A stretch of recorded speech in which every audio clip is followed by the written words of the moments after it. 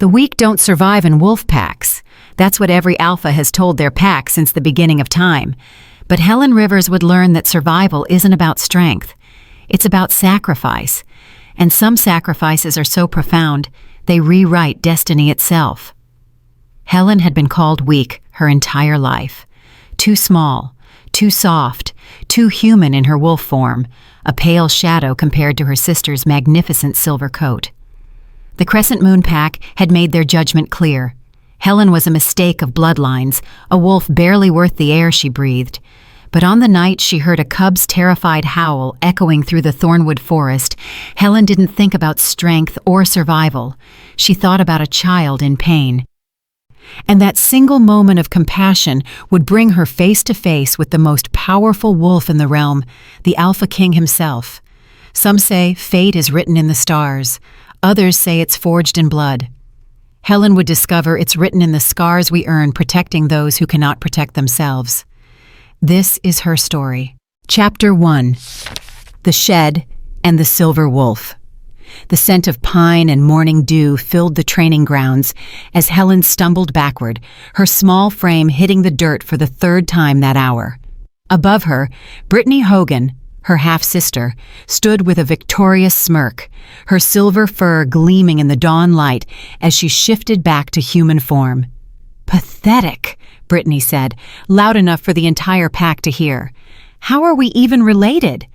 Helen pushed herself up on trembling arms, dirt streaking her plain brown hair. Her wolf whimpered inside her, a weak, fearful creature that had never been strong enough to earn respect. At 19, Helen should have been a formidable fighter. Instead, she was the pack's embarrassment. "Again!" commanded Georgina Noble, their stepmother and the pack's Luna. She stood at the edge of the training circle, her expression carved from ice. "Helen, if you can't defend yourself, you're useless to this pack, and useless wolves don't eat." Helen's stomach clenched. She hadn't eaten since yesterday morning. Georgina had a way of punishing weakness with hunger, isolation, and public humiliation. It was a lesson Helen had learned repeatedly since her father, the former Beta, had died 5 years ago, leaving Helen at Georgina's mercy. "Mother, maybe she needs a break," suggested Gracie Gilbert, Brittany's best friend, though her tone dripped with false concern. "We don't want to break her completely. Who would clean the pack house?" Laughter rippled through the watching wolves. Helen's cheeks burned, but she forced herself to stand, to shift into her wolf form, a small, mousy brown creature with dull eyes and a thin coat. Next to Brittany's powerful silver wolf, Helen looked like a pup, not a grown she-wolf. Brittany circled her, teeth bared. "Let's make this interesting. If you can land one hit, just one, I'll convince Mother to let you eat tonight." Hope flickered in Helen's chest, dangerous and desperate. She lunged, trying to use her smaller size to dart beneath Brittany's guard. But Brittany was faster, stronger, better in every way. She caught Helen by the scruff and threw her across the circle like a rag doll. Helen's body slammed into a training post. Pain exploded through her ribs. She heard something crack. "Weak," Brittany said, shifting back to human form and dusting off her hands. "Just like your Omega mother. It's a wonder Father ever looked at her twice." Helen shifted back, clutching her side, fighting tears. She wouldn't cry. Not here. Not in front of them. "Enough," Georgina said, her voice bored. "Helen, you'll skip tonight's feast. Perhaps hunger will motivate you to grow a spine." She turned to the rest of the pack. "The rest of you, prepare for tonight. The Western Territories are sending an emissary. We need to show strength, not this." The pack dispersed, leaving Helen alone in the dirt. She waited until she was certain they were gone before letting the tears fall. Her ribs screamed with every breath, but she'd learned long ago that complaining only made things worse. The pack healer wouldn't waste supplies on her anyway. She limped toward the forest edge, toward the small, drafty shed where Georgina had forced her to sleep for the past 2 years. It wasn't fit for wolves, barely fit for storage, but Helen had made it her sanctuary. Here, at least, she was alone. Here, she could pretend she mattered. As she reached the shed's door, a familiar voice called out, "Helen, wait!" She turned to see Lindsay Holmes jogging toward her. Lindsay was one of the few pack members who'd ever shown Helen kindness, a quiet warrior with gentle eyes and a mate who'd died in a rogue attack 3 years ago. She pressed a cloth-wrapped bundle into Helen's hands. "From last night's dinner," Lindsay whispered. "Hide it, and take care of those ribs. I know Georgina won't let you see the healer, but there's wolfsbane salve in the training shed's back cabinet. It'll help with the pain." "Lindsay, you don't have to." "Yes, I do." Lindsay's eyes held a fierce sadness. "Your father saved my life once. I owed him. And you deserve better than this, Helen." "You're stronger than they see." Before Helen could respond, Lindsay was gone, disappearing back toward the pack house with the practiced invisibility of someone who'd learned not to draw attention. Helen clutched the food bundle to her chest and slipped into her shed. Inside, she unwrapped Lindsay's gift: bread, dried meat, and a small apple. Her stomach growled painfully, but she forced herself to eat slowly, savoring each bite. Who knew when she'd eat again? As the sun set and the sounds of the feast began, laughter, music, the rich scent of roasted meat, Helen sat alone in the darkness, holding her broken ribs and wondering, not for the first time, if running away would be better than this slow death by 1,000 cuts. But she had nowhere to go. A wolf without a pack was prey, and Helen was already the weakest wolf she knew. She closed her eyes and let exhaustion pull her under, unaware that tomorrow night everything would change. That tomorrow night she would make a choice that would bring her to the attention of the most powerful wolf in the realm. Tomorrow night, Helen Rivers would become something she'd never been before. Important. But first, she would nearly die. Chapter 2. The Cub's Cry. The next evening arrived with an unnatural stillness. Helen had spent the day in her usual routine, cleaning the packhouse floors, scrubbing dishes from the previous night's feast, and avoiding Brittany and her friends. Her ribs still ached, but the wolfsbane salve Lindsay had mentioned helped dull the worst of it. As twilight deepened into night, Helen finally finished her chores. Georgina had already retired to her chambers, and most of the pack had scattered to their evening activities, patrol shifts, training sessions, or simple recreation. Helen slipped away unnoticed, as always. She walked toward the forest edge, seeking the solitude only the trees could provide. The Thornwood Forest bordered the Crescent Moon Pack's territory, a vast ancient woodland that stretched for miles, eventually touching the lands of the great eastern kingdoms. Most pack members avoided the deeper parts of the forest, especially at night. Rogues sometimes wandered through, and rogues were unpredictable, dangerous. But Helen had walked these paths 100 times. The forest had never judged her, never called her weak. Here she could breathe. She was a mile from the pack house when she heard it, a sound that froze her blood and shattered the night's peace. A cub's howl, high-pitched, terrified, and unmistakably young. Helen's wolf surged to the surface, all instinct and protective fury. She didn't think, didn't calculate the danger. She just ran, crashing through underbrush and leaping over fallen logs, following the sound deeper into the forest than she'd ever gone before. The howling grew louder, more desperate. Then she heard the snarls, adult wolves, multiple voices rough and cruel. She burst into a small clearing, and the scene before her made her heart stop. A wolf cub, no more than 4 months old, with fur as black as midnight and eyes that glowed an impossible gold, cowered against a rock formation. 3 massive rogues circled it, their scarred bodies and wild eyes marking them as the worst kind of outcasts. Rogues who'd given up their humanity along with their packs. "Little royal bastard wandered too far from Daddy," one rogue growled, his voice barely intelligible through his wolf form. "Alpha King's gonna pay good gold for his son's body." Helen's mind reeled. Alpha King? This cub belonged to Roderick Merritt, the Alpha King who ruled the Eastern Territories with absolute authority, the most powerful wolf alive. The largest rogue lunged at the cub, jaws open. Helen didn't remember shifting, didn't remember making the decision. She just knew that a child was about to die, and she was the only one here to stop it. Her small brown wolf slammed into the rogue's side, throwing him off balance. It wasn't much. She was a fraction of his size, but it was enough to interrupt his attack. 3 pairs of red eyes turned toward her. "Well, well," the lead rogue said, his laugh like gravel grinding. "A little hero. How sweet." He sniffed the air. "Crescent moon pack. Weak blood. This'll be quick." Helen positioned herself between the cub and the rogues, her legs shaking but her stance firm. The cub whimpered behind her, and she felt his small body press against her hind legs, seeking protection. "Run," she wanted to tell him. "Run while they're focused on me."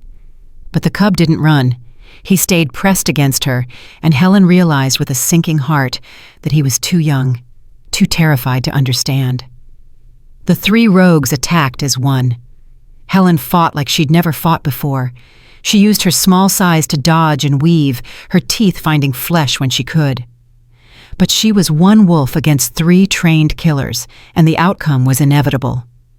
Claws raked down her side, teeth sank into her shoulder. Pain exploded through her body as the largest rogue caught her by the throat and lifted her off the ground, shaking her like a toy. Blood filled her mouth. Her vision blurred.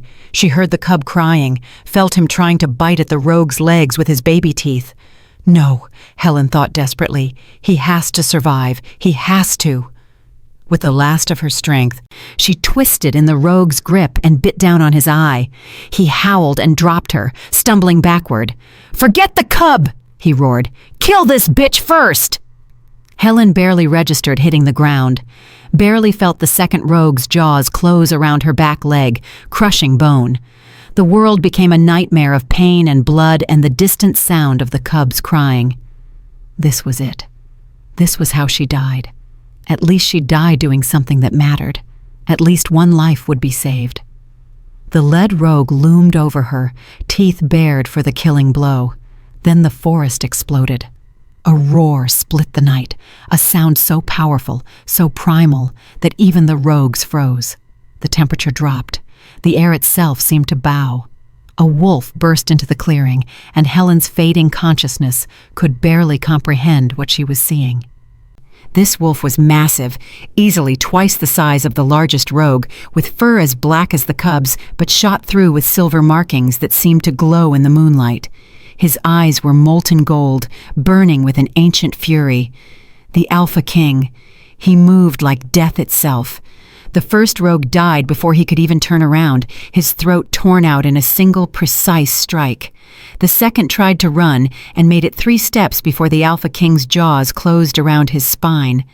The lead rogue, the one who'd hurt Helen, dropped to his belly in submission, whimpering, "Mercy, Alpha King, please." "You touched my son," Roderick Merritt said, his voice carrying even through his wolf form, a rare gift of the most powerful alphas. "And you hurt the she-wolf who protected him." The rogue's eyes widened. "She's nothing, just some—" He never finished. The Alpha King's strike was quick, final. Silence fell over the clearing, broken only by Helen's labored breathing and the cub's soft whimpers. She felt the cub leave her side, heard his happy yip as he ran to his father. Roderick shifted to human form, a tall, powerfully built man with black hair and those same burning gold eyes. He knelt beside his son, checking him for injuries with gentle hands that had just killed 3 wolves. "Rex," he murmured, "you're safe now. You're safe." The cub, Rex, shifted too, revealing a small boy with his father's dark hair and golden eyes. "Papa, the lady saved me. The bad wolves were going to hurt me, but she fought them." Roderick looked up, his eyes finding Helen's broken form across the clearing. She was still in wolf form, unable to shift back, unable to move. Blood pooled beneath her. Her vision faded in and out. She tried to speak, to say it was nothing, that she'd only done what anyone would do. But no sound came out. Roderick stood and walked toward her, each step measured, purposeful. He knelt beside her, and Helen expected— what? Dismissal? Thanks before he left her to die? Instead, his hand touched her fur, gentle despite its strength. "You saved my son's life," he said quietly, "and you're dying because of it." Helen's wolf whimpered. She wanted to tell him it was worth it, that the cub, Rex, was worth any price. "What's your name?" Roderick asked. "Your pack?" She couldn't answer, couldn't shift, couldn't do anything but bleed and fade. Roderick's jaw tightened. He looked back at Rex. "Son, come here, quickly." The boy ran over, his face streaked with tears. "Is she going to die, Papa?" "Please don't let her die." "I won't," Roderick said, and something in his voice made it sound like a vow. An Alpha King's command to fate itself. He looked down at Helen, his golden eyes fierce. "You saved an Alpha King's heir. That debt can only be repaid one way." He bit his own wrist, drawing blood, and pressed it to Helen's muzzle. "Drink," he commanded. "That's an order." Helen's wolf instincts obeyed before her human mind could process what was happening. Alpha King blood, the most powerful healing magic in the wolf world. It was also a bond, a claim. Alpha King blood didn't heal without consequence. The moment his blood touched her tongue, power surged through her body. Her wounds began to close. Her bones began to knit. The pain receded like a tide, replaced by a warmth that spread from her core to her extremities. But something else happened too. Something that made Roderick's eyes widen in shock. A bond snapped into place, not just gratitude or obligation, a mate bond. Helen's eyes met Roderick's, and in that golden gaze, she saw her own shock reflected. The Alpha King, the most powerful wolf in the Eastern Territories, the ruler of 5 kingdoms, had just discovered his fated mate, and she was a broken, weak wolf from a pack that considered her worthless. Roderick's hand remained on her fur, steady despite the bomb that had just detonated between them. "Your name," he repeated, his voice rough. "Tell me your name." Helen finally found the strength to shift back to human form. She lay in the dirt, naked and scarred and covered in rapidly healing wounds, looking up at the Alpha King with wide, terrified eyes. "Helen," she whispered. "Helen Rivers, Crescent Moon Pack." Roderick stared at her for a long moment. Then he removed his jacket and draped it over her body, covering her with surprising gentleness. "Helen Rivers," he repeated. "You saved my son. You nearly died protecting him from rogues when you owed him nothing." He paused, and his next words carried the weight of prophecy. "And now, by the moon's design, you are my fated mate." Helen's world tilted. This wasn't possible. Things like this didn't happen to wolves like her. "There must be a mistake," she breathed. "I'm nobody. I'm weak. "You're mine," Roderick interrupted, and the alpha command in his voice made her wolf purr despite her shock. "And I'm yours. That's not a mistake. That's fate." Rex tugged on his father's sleeve. "Papa, what does that mean? Is the lady going to be my new mama?" Roderick's expression softened as he looked at his son. "Yes, Rex, if she accepts." He looked back at Helen, and his voice gentled. "But first, she needs to heal completely, and we need to talk." He lifted Helen into his arms as if she weighed nothing, jacket and all. She was too shocked to protest, too overwhelmed to process what was happening. "My pack is camped 2 miles east," Roderick said. "My guards are searching for Rex. We'll meet them halfway." He looked down at her, his expression unreadable. "And then, Helen Rivers, you're going to tell me everything about your pack and why a she-wolf brave enough to fight 3 rogues alone thinks she's weak." Helen opened her mouth to respond, but darkness claimed her before she could speak. The last thing she felt was the steady rhythm of the Alpha King's heartbeat and the small hand of a cub touching her arm. The last thing she heard was Rex's voice. "I like her, Papa. She smells like home." Chapter 3. The Alpha King's Camp. Helen woke to the sound of crackling fire and low voices. Her body felt strange, whole, strong, without pain for the first time in years. She opened her eyes slowly, adjusting to the warm glow of firelight dancing across canvas walls. She was in a tent, a luxurious tent, nothing like the drafty shed she called home. Thick furs covered her body, and beneath them, someone had dressed her in a soft cotton shirt that smelled like pine and winter storms, like the Alpha King. Memory crashed over her. The cub, the rogues, the mate bond. She sat up too quickly, and the tent spun. Strong hands caught her shoulders, steadying her. "Easy," Roderick's deep voice rumbled. "The healing was extensive. Your body needs time to adjust." Helen turned to find the Alpha King sitting beside her bedroll, his golden eyes studying her with an intensity that made her breath catch. In the firelight, he was even more imposing than she'd remembered, all sharp angles and controlled power, with an edge of something almost gentle in how he looked at her. "How long was I unconscious?" she asked, her voice hoarse. 3 hours. My healer checked you twice. All your injuries have closed, but you lost a significant amount of blood. He reached for a water skin and offered it to her. "Drink, slowly." Helen took it with shaking hands, acutely aware of how close he was, how the mate bond hummed between them like a living thing. She'd heard stories of mate bonds her whole life, the instant recognition, the pull, the sense of completion. She'd never imagined experiencing it, and certainly not with an Alpha King. "Rex?" she asked after drinking. "Asleep in the next tent with his nursemaid. He asked about you 17 times before exhaustion finally claimed him." A hint of warmth entered Roderick's expression. "He wants to give you his favorite stuffed bear as a thank you gift." Despite everything, Helen smiled. "He's sweet." "He's alive because of you." Roderick's voice turned serious. "Helen Rivers of the Crescent Moon Pack, you saved my son's life. That's a debt I can never fully repay.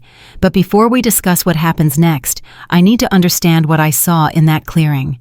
Helen's smile faded. "What do you mean?" "You're not weak," Roderick said flatly. "Your wolf is small, yes, but I watched you fight 3 rogues who outweighed you by 100 pounds each. You protected my son with your body. You bit out a rogue's eye even as he was killing you. That's not weakness. That's a warrior's heart." His eyes narrowed. "So why does a warrior think she's worthless?" Helen looked down at her hands, shame creeping up her neck. "Because I am weak. I'm the smallest wolf in my pack.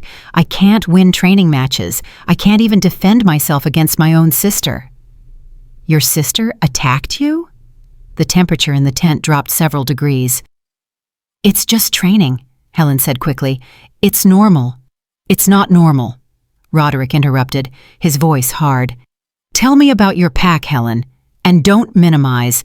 I'm not asking as your mate. I'm asking as the Alpha King who has jurisdiction over every pack in the Eastern Territories."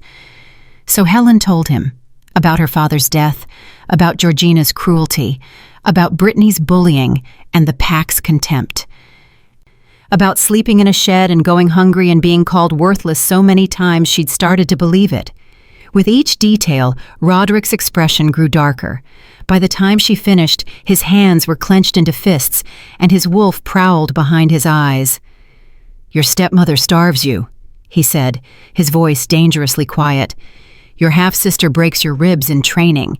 Your pack forces you to sleep in a shed. And your Alpha allows this?" "Alpha Russell doesn't involve himself in pack discipline," Helen whispered. "Georgina handles internal affairs." "Russell Crosby," Roderick said, and Helen was startled he knew her Alpha's full name. "Yes, I know him, weak-willed, more interested in politics than protecting his pack." He stood abruptly, pacing the tent like a caged predator. "This ends tonight." "What? No. You can't—" "I'm the Alpha King," Roderick said, turning to face her. "I can do whatever I wish, and what I wish is to remove you from a pack that abuses you." Helen's heart hammered. "If you interfere, they'll know I told you. They'll think I'm trying to use you." "You are going to use me," Roderick said bluntly. "Helen, we're fated mates. The moon herself chose us. That means you're under my protection now, whether you accept the bond or not." He knelt beside her again, his expression softening slightly. "I understand this is overwhelming. We've known each other for hours, but the mate bond doesn't lie, and I don't abandon what's mine." "I'm not yours," Helen protested weakly, even as her wolf purred at the claim. Roderick smiled, a real smile that transformed his harsh features into something almost boyish. "Not yet. But you will be, Helen Rivers. I'm patient when it matters." His smile faded. but I'm not patient with those who hurt what's mine. Your pack has committed crimes against you. Those crimes will be answered." "Please," Helen whispered. "I don't want to cause trouble. I just want—" She stopped, unsure what she wanted anymore. "You want to be safe," Roderick finished gently. "You want to be valued. You want to be more than the pack's punching bag." He reached out slowly, giving her time to pull away, and tucked a strand of hair behind her ear. "I can give you all of that, but first, you need to decide something." "Decide what?" "Whether you're going back to the Crescent Moon Pack or coming home with me." Helen stared at him. "Home?" "My territory, the Eastern Royal Pack, where you'll be safe, respected, and free to discover who you really are without someone telling you you're weak every day." He paused. "I'm not forcing you. If you want to return to your pack, I'll take you back tomorrow. But I will be having words with Alpha Russell about his pack's treatment of you, and I will be checking on you regularly to ensure your safety." "And if I come with you?" "Then you'll live in the royal compound as my honored guest. You'll have your own quarters, access to everything you need, and time to heal, both physically and emotionally. Rex will probably attach himself to you like a barnacle, fair warning, and you'll have space to decide whether you want to accept our mate bond or reject it." Helen's breath caught. "Reject it?" "It's your right," Roderick said, though something flickered in his eyes. Pain, perhaps, or fear. "Not all fated mates choose to complete the bond. If you decide I'm not what you want, I'll respect that. You'll still be under my protection. You'll still be safe, but I won't force you to be my mate, Helen. That choice is yours alone." Tears pricked Helen's eyes. No one had ever given her a choice before. No one had ever asked what she wanted. "Why?" she whispered. "Why are you being so kind to me?" Roderick's expression turned fierce. "Because you saved my son, because you're my mate, and because every wolf deserves to be treated with dignity, especially wolves brave enough to face death protecting children." He stood and offered her his hand. "So what's your answer, Helen Rivers? Do you go back to the shed and the hunger and the cruelty, or do you take a chance on something different?" Helen looked at his outstretched hand, looked at the tent around her, warm and safe. Thought about Rex's sweet face and Lindsay's kind words and the mate bond humming between her and this powerful alpha who saw something in her no one else had ever seen. She thought about the shed, about Brittany's sneers and Georgina's cold eyes and the constant grinding weight of being unwanted. She took his hand. "I'll come with you," she said quietly. At least for a little while. To heal." Roderick's smile could have lit the night. "That's all I ask." He helped her to her feet, steadying her when she swayed. "We leave at dawn. My guards will handle everything. You don't need to face your pack alone." "They'll be angry," Helen warned. "Georgina won't just let me go." "Georgina doesn't have a choice," Roderick said, and the alpha command in his voice made Helen's wolf sit up and take notice. "You're under the protection of the Alpha King now. If she objects, she'll answer to me personally. And trust me, Helen, no one wants that." A soft knock interrupted them. "Alpha King?" a female voice called. "The young prince is asking for the lady." Roderick glanced at Helen. "Feels strong enough to meet an enthusiastic 4-year-old? Despite her fears and the enormous changes happening so fast, Helen found herself smiling. "Yes." He led her to the neighboring tent, where Rex sat on a pile of cushions, clutching a battered stuffed bear. When he saw Helen, his face lit up like the sun. "Lady Helen!" He scrambled toward her, and Roderick caught him before he could tackle her. "Gently, Rex. She's still healing." "Sorry, Papa." Rex approached more carefully, holding out the bear.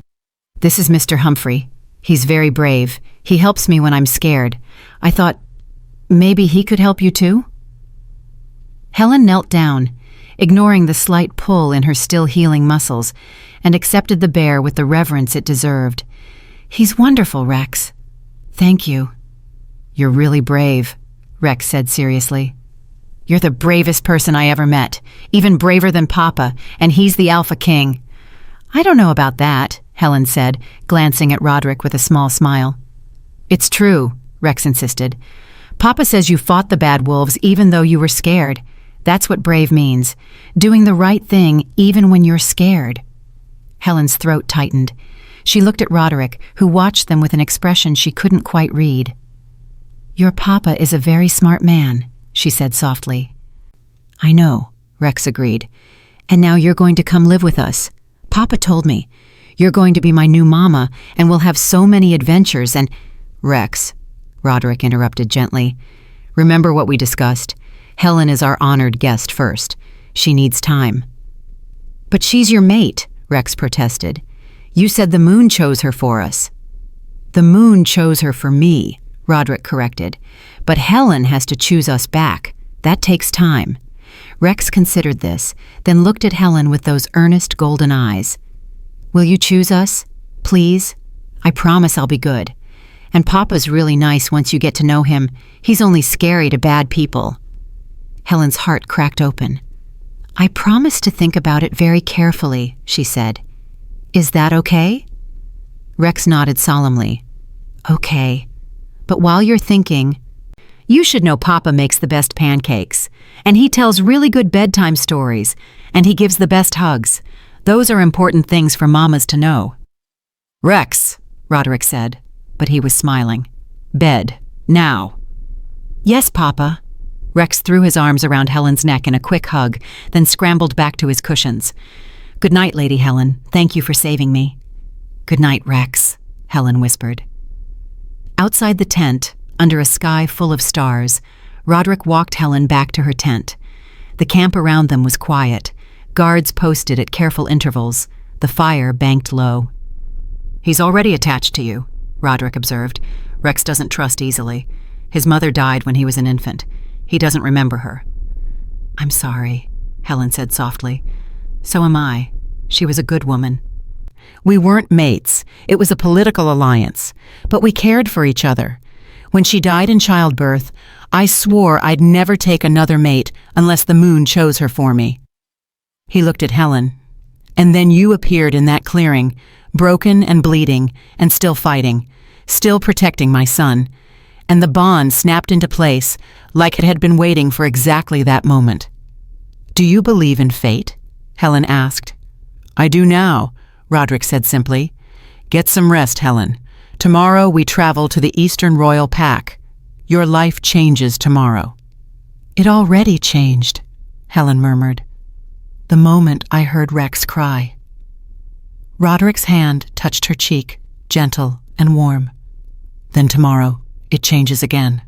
For the better this time. I promise you that. He left her at the tent entrance, and Helen ducked inside, clutching Rex's bear to her chest. She lay down on the furs, surrounded by warmth and safety she'd never known, and let herself imagine, just for a moment, what it might be like to be chosen, to be wanted, to be someone's mate, to be the Alpha King's queen. Sleep claimed her with dreams of golden eyes and a cub's laughter and a future she'd never dared to hope for. But in the Crescent Moon Pack territory, miles away, Georgina Noble stood at her window, watching the forest where her stepdaughter had disappeared, and she was planning. Chapter 4. The Reckoning. Dawn broke cold and gray over the Thornwood forest. Helen woke to the sound of the camp stirring, guards breaking down tents, horses being saddled, the efficient movements of a royal entourage preparing to depart. She dressed in the clothes someone had left for her, simple traveling leathers that fit surprisingly well, and boots that were worn but sturdy. So different from the threadbare dresses Georgina had allowed her. When she emerged from the tent, Roderick was waiting, already dressed in dark riding clothes with his Alpha King insignia, a silver wolf beneath a crown, embroidered on his chest. You slept? He asked. Better than I have in years, Helen admitted. Good. He gestured to a smaller figure beside him, a woman with kind eyes and graying hair. This is Marcia Maynard, Rex's nursemaid and my most trusted advisor. She'll accompany you in the carriage with Rex. Marcia smiled warmly. It's an honor to meet you, my lady. The young prince hasn't stopped talking about you since he woke. I'm not a lady, Helen protested. Just Helen. You're the Alpha King's mate, Marcia said gently. That makes you a lady, whether you claim the title or not. Before Helen could respond, Rex came bounding over, his energy infectious despite the early hour. Lady Helen, are you riding in the carriage with me? I can show you my favorite books. And Marcia packed cookies. Helen couldn't help but smile. I'd love that. Roderick's expression softened as he watched them. We have one stop to make before we leave this territory, he said, his tone shifting to something harder. Your pack house. I'll be brief. But I need you to come with me. You don't have to speak. Just stand beside me. Can you do that? Helen's stomach nodded. You're really going to confront them? I'm going to make it clear that you're under my protection. That's not negotiable, Helen. His golden eyes held hers. They need to understand that touching you now means answering to me. And they need to see you standing beside the Alpha King, so there's no question of your status. They'll hate me even more, Helen whispered. They already mistreated you. Their opinion no longer matters. He offered his hand. Trust me? Helen looked at his hand. Steady, strong, offering protection she'd never had. Slowly she took it. I'll try. The Crescent Moon pack house came into view an hour later, a sprawling wooden structure that had been Helen's prison for 5 years. Pack members were already gathering in the courtyard, drawn by the unmistakable presence of the Alpha King's entourage. Royal guards in silver and black, banners bearing the crown and wolf, and Roderick himself, radiating authority. Alpha Russell Crosby stood on the pack house steps, flanked by Georgina and Brittany. Russell was a heavy-set man with thinning hair and nervous eyes. Beside him, Georgina looked like carved ice, beautiful and cold, her silver blonde hair perfectly arranged. Brittany stood slightly behind her mother, confusion and wariness on her pretty face. Roderick dismounted in one fluid motion, then turned to help Helen down. His hand on her waist was possessive, deliberate. The message was clear to everyone watching. Alpha King, Russell said, bowing deeply. This is an unexpected honor. If we'd known you were traveling through our territory— I wasn't traveling through, Roderick interrupted, his voice carrying across the courtyard. I was hunting rogues who attacked my son. Rogues who would have killed him if not for one of your pack members. Confused murmurs rippled through the gathered wolves. Russell's eyes widened. Your son was attacked? Here? I assure you, Alpha King, we patrol our borders regularly. Clearly not well enough. Roderick's tone could have cut glass. 3 rogues made it deep into your territory. They found my son during a tracking exercise. They would have murdered him. He pulled Helen forward gently. This she-wolf saved him, fought 3 rogues alone, nearly died protecting my heir. Every eye turned to Helen. She felt their shock like a physical blow. Brittany's mouth fell open. Georgina's face went white. Helen? Russell said incredulously. But she can't. She can, Roderick said flatly. And she did. Which raises some interesting questions, Alpha Russell, such as why a wolf brave enough to fight 3 rogues is treated like dirt in your pack. The silence was deafening. Georgina recovered first, her voice smooth as silk. Alpha King, I'm afraid there's been a misunderstanding. Helen is a beloved member of our pack. If she's given you any other impression— She gave me no impression, Roderick cut her off. I have eyes. I saw her injuries, old and new. I smelled the malnutrition. I heard her story from her own lips. His voice dropped to something dangerous. She told me about the shed, the starvation, the abuse disguised as training. Russell's face went from confused to alarmed. Georgina's— What is he talking about? Nothing, dear, Georgina said quickly. The Alpha King has been misinformed. Helen is dramatic. You know how she exaggerates. I don't exaggerate, Helen heard herself say. Every head swiveled toward her. Her voice shook, but she forced the words out. I sleep in a shed because Luna Georgina said I wasn't worthy of a room in the pack house. I go hungry because she withholds food as punishment. And Brittany broke my ribs 2 days ago during training. That's a lie, Brittany burst out. I would never— Show them, Roderick said quietly to Helen. Helen's hands trembled as she pulled up the side of her shirt, revealing the fading bruises, yellow and green now thanks to Roderick's blood, but still visible. The shape of them clearly showed impact trauma, not training accidents. The pack gasped. Russell's face went red. "Georgina." "She's lying to impress the Alpha King," Georgina said, but her voice had lost its smoothness. "She saved his son, and now she's trying to use it for personal gain." "Enough!" Roderick's alpha command rolled over the courtyard like thunder. Every wolf dropped their eyes in submission. Even Russell bent his head. "I don't tolerate abuse in any pack under my jurisdiction. Helen Rivers is now under my personal protection. She'll be leaving with me today." "You can't just take pack members," Russell protested weakly. "I can when they've been abused, and I can when they're my fated mate." The courtyard exploded in shocked voices. Brittany made a strangled sound. Georgina's carefully controlled expression shattered. "Your mate?" Russell breathed. "But she's nobody. She's weak." "She's mine," Roderick finished. "Chosen by the moon herself. Question that again, and you'll answer to me personally." He looked at Georgina, and his eyes promised retribution. "As for you, Luna, Georgina, you have 48 hours to gather evidence that refutes Helen's claims. If you cannot, I'll return to discuss appropriate punishment for abusing a pack member under your care." Georgina's face was a mask of barely controlled fury. "She's lying. She's manipulating you.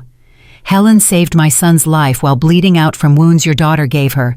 She had every opportunity to tell me lies that would benefit her. Instead, she tried to defend your pack. She minimized her own suffering." Roderick's voice turned to ice. "But I see the truth, and the truth is that you're a bully who takes pleasure in hurting those weaker than you." "I demand a pack tribunal," Georgina said desperately. "As is my right. Denied. This is an Alpha King matter now." Roderick turned to Helen. "Do you have belongings you need to collect?" Helen thought of the shed, the few threadbare dresses, the broken comb that had been her mother's. There's a comb. In the shed. My mother's." "Marcia," Roderick called, "take 2 guards and retrieve Helen's belongings from—" He looked at Russell with disgust. "From the shed where she was forced to sleep." Marcia hurried off with 2 guards. The pack watched in stunned silence. Helen felt their stares like brands, felt their judgment and shock and, in some cases, dawning shame. Lindsay Holmes stood near the back, tears streaming down her face, pride and sorrow mixed in her expression. Brittany stepped forward, her voice small. "Helen, I didn't know it was that bad. I thought we were just training." "You broke her ribs," Roderick said flatly. "You knew exactly what you were doing." Brittany flinched and fell silent. Marcia returned quickly, carrying a small bundle. "This is everything, Alpha King." Everything. Helen's entire life fit in a bundle smaller than a loaf of bread. Roderick's jaw tightened. He looked at Russell. "You failed your pack, and you failed this she-wolf. Consider this your only warning. If I hear of similar treatment toward any other pack member, I'll remove you from your position. Am I understood?" "Yes, Alpha King," Russell said miserably. Roderick turned to address the gathered pack. "Let this be known throughout the Eastern Territories. Helen Rivers is the Alpha King's fated mate. She is under my direct protection. Any wolf who harms her or speaks against her will face my judgment. Any wolf who doubts her worth can face me in combat." He paused, letting the weight of that sink in. "She is brave, she is strong, and she is mine." Helen felt tears prick her eyes, not from sadness, but from something she'd never experienced before. Pride. Someone was proud to claim her. Someone saw her value. Roderick took her hand and led her toward the carriage where Rex waited with Marcia. Behind them, Helen heard Georgina's furious whisper to Russell, heard Brittany's confused protests, heard the pack's shocked murmurs. She didn't look back. Rex bounced in his seat as Helen climbed into the carriage. "Did you see Papa?" "He was so fierce. Nobody's going to hurt you ever again, Lady Helen. Papa promised." "I heard," Helen said softly, settling beside him. Marcia smiled at her from across the carriage. Through the window, Helen watched Roderick mount his horse. He looked back at the carriage once, his eyes finding hers, and nodded.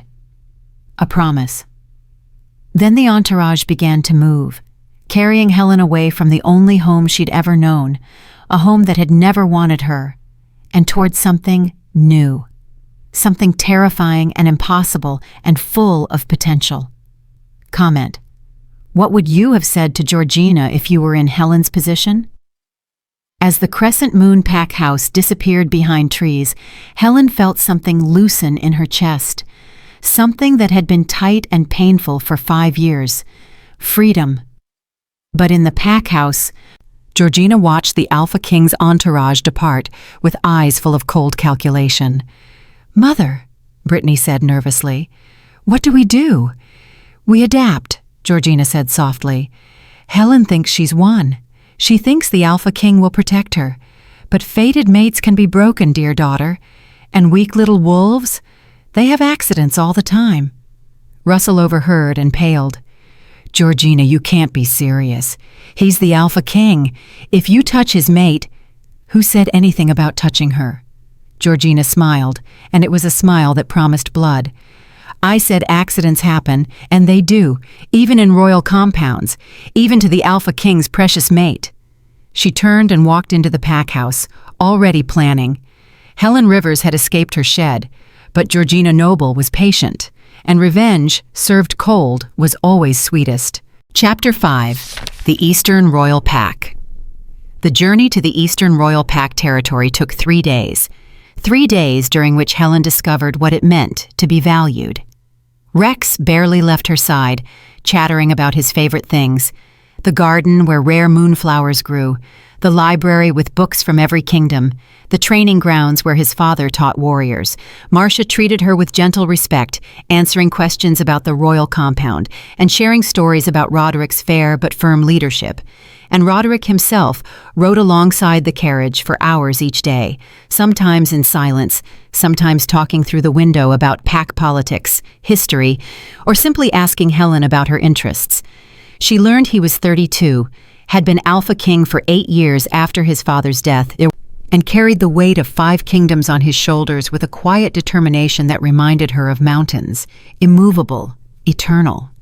She also learned he was surprisingly gentle with Rex, patient when the boy asked endless questions, and that he had a dry sense of humor that caught her off guard. "You're staring," Roderick observed on the second evening as they camped under stars. Helen jerked her gaze away from where he'd been helping Rex roast marshmallows over the campfire. "Sorry, I'm just not used to seeing an Alpha King act like a normal father." "Because you thought Alpha Kings were monsters?" His tone was teasing. "Because I thought powerful wolves didn't have time for small things like marshmallows." Roderick smiled. "The small things are what make us worth following, Helen. Power without heart is tyranny." He paused. "Besides, Rex deserves a childhood. I won't let my responsibilities steal that from him." Helen's respect for him grew with every passing hour. On the 3rd day, they crested a hill, and Helen got her first view of the Eastern Royal Pack compound. It was breathtaking. The compound sprawled across a valley, protected by mountains on 3 sides and a wide river on the 4th. Buildings of white stone and dark wood rose in elegant architecture. The main pack house at the center was practically a castle, with towers and courtyards and gardens visible even from a distance. Surrounding it were smaller residences, training facilities, a marketplace, and beyond that, fields and forests that stretched to the horizon. 2,000 wolves live here, Roderick said, riding close to the carriage window. The heart of the Eastern Territories. Every wolf here has earned their place through loyalty, skill, or need of sanctuary. It's beautiful, Helen breathed. It's home, Roderick corrected. You're home now, if you'll have it. The gates opened at their approach, and wolves lined the streets to welcome their Alpha King home. Helen shrank back from the window, suddenly aware of how many eyes would be on her, judging her, questioning why someone like her deserved to be the Alpha King's mate. As if reading her thoughts, Roderick said quietly, "They're curious, not cruel. The royal pack knows better than to judge based on appearances. Many of them came here running from packs that did exactly that. Helen looked at him in surprise. Really? My father believed in giving second chances. So do I. He smiled slightly. You'll fit in better than you think. The carriage pulled up to the main pack house, and Roderick dismounted, immediately offering his hand to help Helen down. Rex bounded out after her, already calling to a group of children who'd gathered nearby. Rex, slowly, Marcia chided, but she was smiling. An older man approached, tall and lean, with silver hair and sharp green eyes.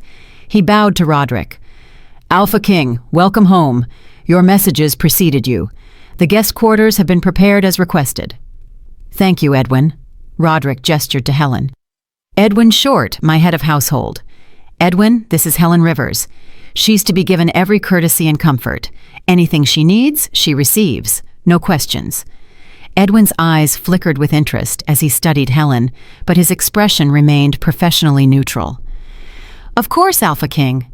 Welcome to the Eastern Royal Pack, Miss Rivers. I hope you'll find your accommodations satisfactory. I'm sure they'll be more than satisfactory, Helen said softly, thinking of her shed. I'll show you to your rooms myself, Roderick said. Edwin, have dinner sent to my private dining room in an hour. For 3, Helen, Rex, and myself. As you wish, Alpha King. Roderick led Helen through the pack house, and she tried not to gape at the grandeur around her. Marble floors, tapestries depicting pack history, windows that let in streams of golden afternoon light. Wolves they passed bowed to Roderick and looked at Helen with open curiosity, but no one stared rudely or whispered cruel things. They climbed a grand staircase to the second floor, walking down a corridor lined with paintings. Roderick stopped at a door near the end of the hall.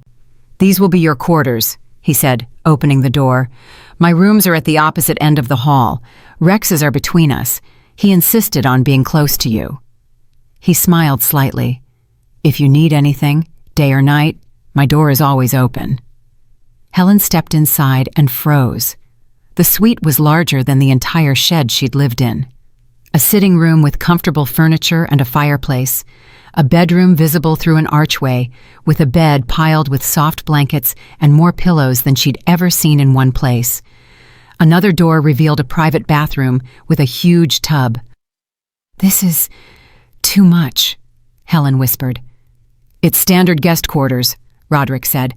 Actually, these are a bit smaller than what I'd typically offer visiting alphas, but they're comfortable and private. He walked to a wardrobe and opened it, revealing an array of dresses, casual clothes, and riding leathers. Marcia had these prepared based on your measurements. If nothing fits or you need different styles, tell her. There's no budget limit. Helen touched one of the dresses, soft blue fabric that looked like it cost more than everything she'd ever owned combined. I don't know what to say. Say you'll rest before dinner. You've been traveling for 3 days. Roderick moved toward the door, then paused. Helen, I know this is overwhelming. Everything happened so fast. But you're safe here. No one will hurt you. No one will starve you or belittle you. And you can take all the time you need to decide what you want. What about what you want? Helen asked quietly. Roderick's expression softened. I want you to be happy. I want you to heal. And yes, eventually, I want you to choose me, but I won't rush you or pressure you. The mate bond is patient. He smiled, and so am I. After he left, Helen sank onto the couch and looked around her new reality. Part of her kept waiting for someone to tell her this was a mistake, that she didn't deserve any of this, that she should go back to her shed where she belonged. But another part, the part that had fought 3 rogues to save a child, that part whispered something different. Maybe you do deserve this. Maybe you always did.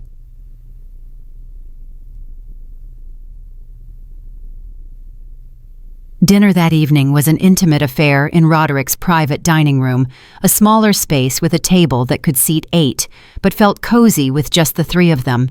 Rex chattered throughout the meal, telling Helen about all the places he wanted to show her tomorrow. And the library.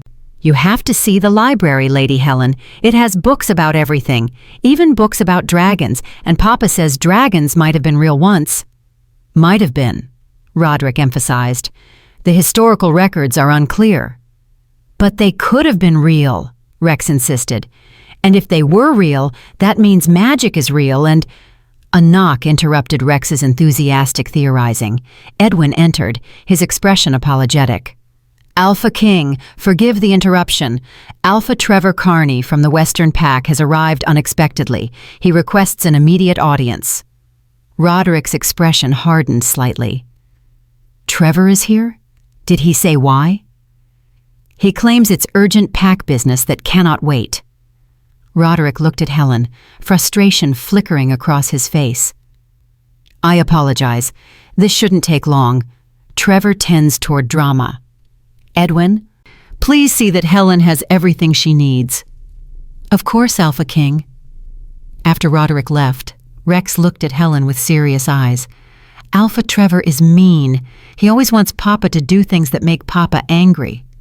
Rex, Marcia said gently, that's not appropriate conversation. But it's true. Last time he visited, he said Papa should— Rex stopped, glancing at Marcia's warning look. Never mind.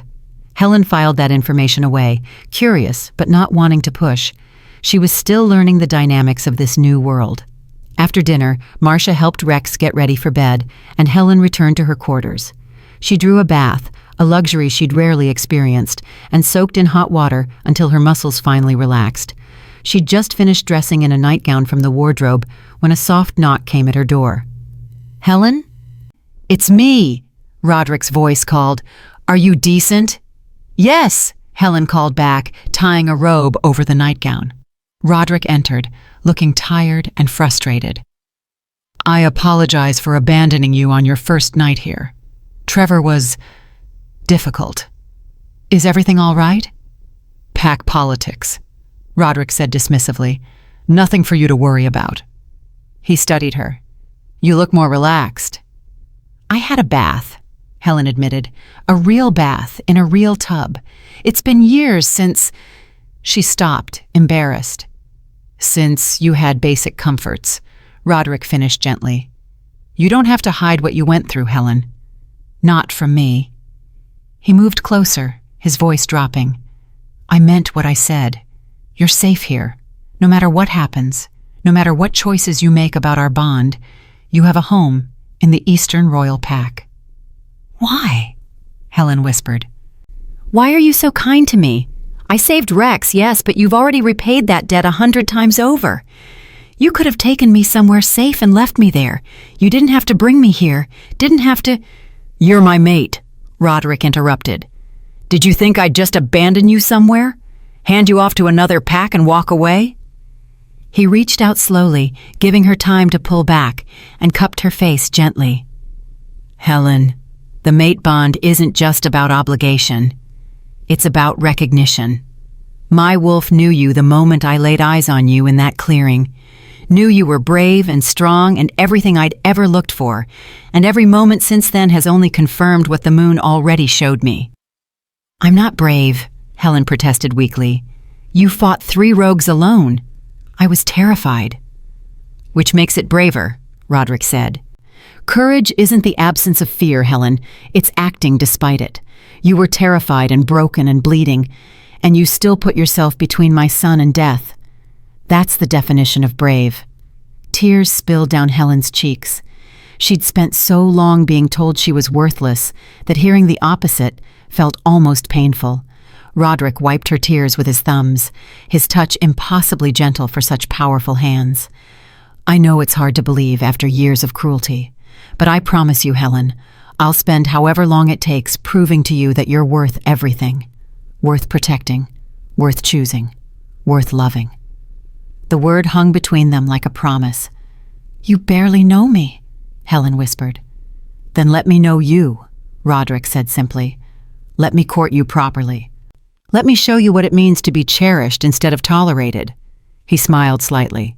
Let me take you on dates where I make awkward conversation, and Rex probably tags along asking if we're married yet. Despite everything, Helen laughed. He does seem very invested in this. He wants a mother who'll actually care about him. His biological mother died before he could know her, And every woman I've considered for political reasons has seen him as an obstacle, not a gift." Roderick's expression turned fierce. "You saw a child in danger and nearly died saving him. You looked at my son and saw someone worth protecting. That alone would have made me willing to give you anything. The fact that you're also my fated mate? That's just the moon confirming what I already felt the moment you put yourself between him and those rogues." Helen's heart thundered. "I don't know how to be an Alpha King's mate. I don't know pack politics or how to act at royal events or—" "You'll learn. I'll teach you. And honestly," Roderick smiled, "I don't need someone who knows politics. I have advisors for that. I need someone real, someone who'll challenge me when I'm wrong, support me when I'm right, and love my son like he's their own. Everything else is just window dressing." "This is happening so fast," Helen breathed. "I know. And I'm not asking you to decide anything tonight. I'm just asking you to stay, to give us a chance." He stepped back, giving her space. "Sleep well, Helen. Tomorrow, Rex will probably drag you all over the compound. Fair warning. He's been planning your tour for 2 days." At the door, he paused and looked back. "For what it's worth, I've never felt like this before. Not with Rex's mother, not with anyone. The mate bond is intense. But it's not just that. It's you. The way you fight despite being scared. The way you're kind even after experiencing cruelty. The way you looked at my son like he mattered more than your own life." His voice roughened. "You're extraordinary, Helen Rivers. And I count myself blessed that the moon chose you for me." He left before Helen could respond, closing the door softly behind him. Helen stood in the middle of her beautiful suite, heart racing, mind spinning. She moved to the window and looked out over the compound, lights twinkling in windows, wolves moving through courtyards, the distant mountains standing sentinel. Somewhere out there was the Crescent Moon Pack, where Georgina was probably plotting and Brittany was probably confused, and Alpha Russell was probably trying to forget the whole incident. But here, in the Eastern Royal Pack, Helen had been given something she'd never had before. A chance. A chance to be more than the unwanted stepdaughter. A chance to discover who she really was without constant criticism. A chance at happiness with a male who saw her value. And maybe, just maybe, a chance at love. She touched her chest, feeling the mate bond humming beneath her skin like a second heartbeat. Roderick was right. It was intense, but it was also warm, safe, like coming home after years of being lost. Helen Rivers had spent 19 years being told she was nothing. Maybe it was time to find out if they'd been wrong all along. Chapter 6. Poison in Paradise. Helen woke to sunlight streaming through windows she'd forgotten to close, and the sound of excited voices outside her door. Before she could even sit up, the door burst open and Rex bounded in, followed by a slightly exasperated Marcia. "Rex, I told you to knock!" "But she's awake. See?" Rex launched himself onto Helen's bed with the fearlessness of a child who'd never been taught to fear rejection. "Good morning, Lady Helen. Papa said I could show you the compound today if you want. Do you want? Please say yes." Helen couldn't help but smile at his enthusiasm. "Good morning, Rex. And yes, I'd love a tour." "Excellent." Rex bounced off the bed. "Wear the green dress. Papa says green makes your eyes look pretty." Marcia's eyebrows rose slightly, amusement dancing in her expression. "The Alpha King said that." "Did he?" Rex nodded vigorously. "Last night after dinner, he told Edwin that Helen has really pretty eyes and the green dress would—" He stopped, suddenly looking uncertain. "Was that a secret? Papa says I'm not supposed to tell secrets." "It's all right, young prince," Marcia said gently. "Now come, let's allow Lady Helen to dress in private. We'll wait in her sitting room." After they left, Helen moved to the wardrobe and found the green dress Rex had mentioned, a simple but elegant design in deep emerald that indeed brought out the green in her hazel eyes. She'd never owned anything so beautiful. She dressed carefully, braided her hair, and emerged to find Rex bouncing in his seat and Marcia reading a book. "You look beautiful," Rex announced. "Papa's going to think so too. He's meeting us for breakfast in the main dining hall." Helen's stomach fluttered nervously. The main dining hall? With the whole pack? It's tradition, Marcia explained. The Alpha King takes breakfast with his pack 3 times a week. It helps maintain connection with his wolves. But don't worry, you'll sit at the high table with Roderick and Rex. No one will bother you. The dining hall was indeed massive, able to seat hundreds of wolves at long tables that stretched the length of the room. When Helen entered with Rex and Marcia, conversation quieted as curious eyes turned toward them. But true to Marcia's words, no one stared rudely or whispered cruelly, just open curiosity about the she-wolf who'd arrived with their Alpha King. Roderick stood from the high table and smiled when he saw her. "Helen, you look lovely. Please, sit." He pulled out a chair beside his own, and Helen sat, very aware of how many wolves were watching this interaction. Rex climbed into the chair on her other side, chattering about all the places he wanted to show her. Throughout breakfast, which was a feast compared to what Helen was used to, wolves approached the high table to speak with Roderick about pack business. Helen noticed how he treated each one with respect, regardless of their rank. A young warrior nervous about her first solo patrol received encouragement. An elder concerned about his grandson's behavior received thoughtful advice. A mother worried about her daughter's upcoming mating ceremony received reassurance and offers of help. This was an Alpha King who knew his wolves, who cared about them beyond their utility. "You're doing it again," Roderick murmured beside her. "Doing what?" "Watching me like I'm a puzzle you're trying to solve." Helen felt heat creep up her neck. "Sorry. I've just never seen an alpha lead like this. Alpha Russell barely knows half his pack's names." "Then Russell is failing as an alpha," Roderick said simply. "Power without connection is just tyranny waiting to happen. My father taught me that." He smiled slightly. "Besides, these wolves chose to follow me. The least I can do is know who they are." After breakfast, Rex grabbed Helen's hand and dragged her toward the door. "Come on, I want to show you everything." The tour was exhausting, but wonderful. Rex showed her the training grounds where warriors practiced. Helen watched in awe as wolves sparred with a skill and precision her old pack had never achieved. He showed her the healers' building, where a kind-faced woman named Rosemary Love explained their fully stocked medical supplies and healing techniques. "We never turn away wolves who need healing," Rosemary said warmly. "Alpha King's orders. Health is a right, not a privilege." The library was Rex's favorite stop, a massive building filled with more books than Helen had ever seen. Rex immediately started pulling volumes off shelves, explaining what each one was about, with the enthusiasm of someone who'd been read to extensively.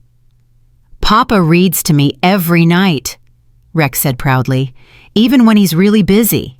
He says stories are important." Helen felt her heart squeeze. This powerful Alpha King made time every night to read bedtime stories to his son. They visited the gardens next, where moonflowers grew in impossible abundance, silver blooms that supposedly only thrived under direct moonlight, but somehow flourished here during the day. "The moon goddess blessed these grounds," an elderly gardener explained when he saw Helen's wonder. "When the first Alpha King built this compound, he prayed for the moon's favor. She answered by making the moonflowers grow year-round. It's a sign that this pack has her blessing." As they walked through rows of silver blooms, Helen noticed Roderick approaching with another man, tall and broad with sandy hair and a smile that didn't quite reach his eyes. This must be Alpha Trevor Carney, the Western pack leader Rex had called mean. "Helen," Roderick called, "I'd like you to meet Alpha Trevor of the Western pack. Trevor, this is Helen Rivers, my fated mate." Trevor's eyes swept over Helen, assessing and dismissive in the same glance. "Charming to meet you, Miss Rivers. You'll forgive me if I'm surprised. Roderick's fated mate was not what I expected." The words were polite, but the tone carried an edge. Helen felt herself shrinking, old habits of making herself small resurfacing. But Roderick's hand settled on her lower back, warm and grounding. "Helen saved my son's life by fighting 3 rogues alone.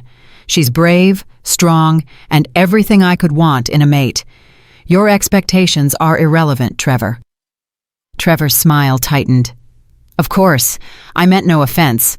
I'm simply surprised.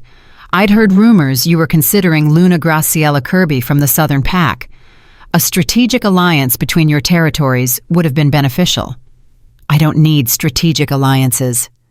I need my mate, Roderick said flatly. Was there something you needed, Trevor? Or did you interrupt my morning to insult Helen? Actually, I came to request a private word about the rogue problem in the Western Territories. Trevor glanced at Helen. Pack business. Nothing your guest needs to concern herself with. Helen felt the dismissal like a slap. But before she could excuse herself, Roderick's voice turned cold. Helen is my fated mate, not my guest, and she'll be Luna of the Eastern Royal Pack once she accepts our bond. That makes pack business her concern. He looked at Trevor with barely concealed irritation. But I'll grant you 5 minutes. Rex, stay with Helen and Marcia. I'll return shortly. As Roderick walked away with Trevor, Rex slipped his hand into Helen's. Don't listen to Alpha Trevor. He's always mean.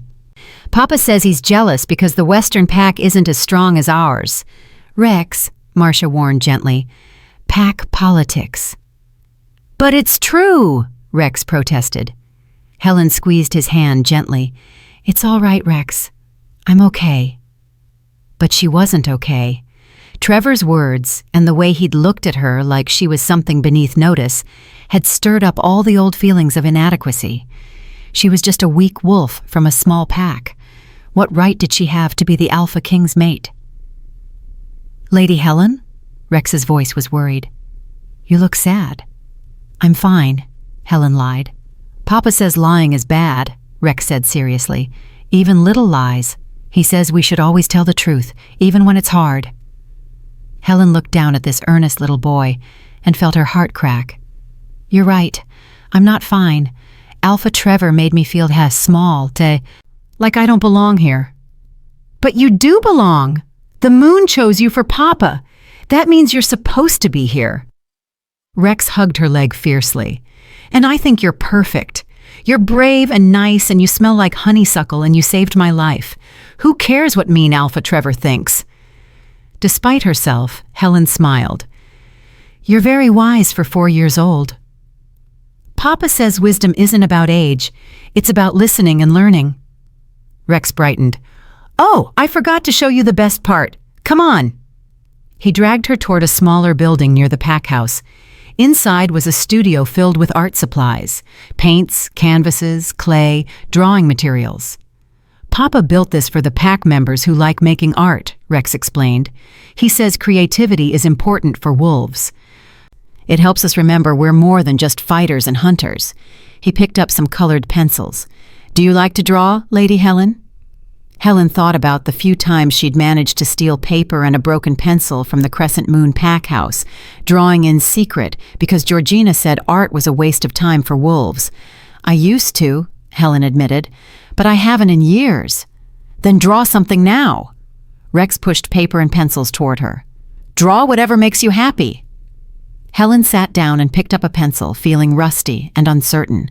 But slowly, lines appeared on the paper. A forest. A small wolf protecting a cub. Stars overhead.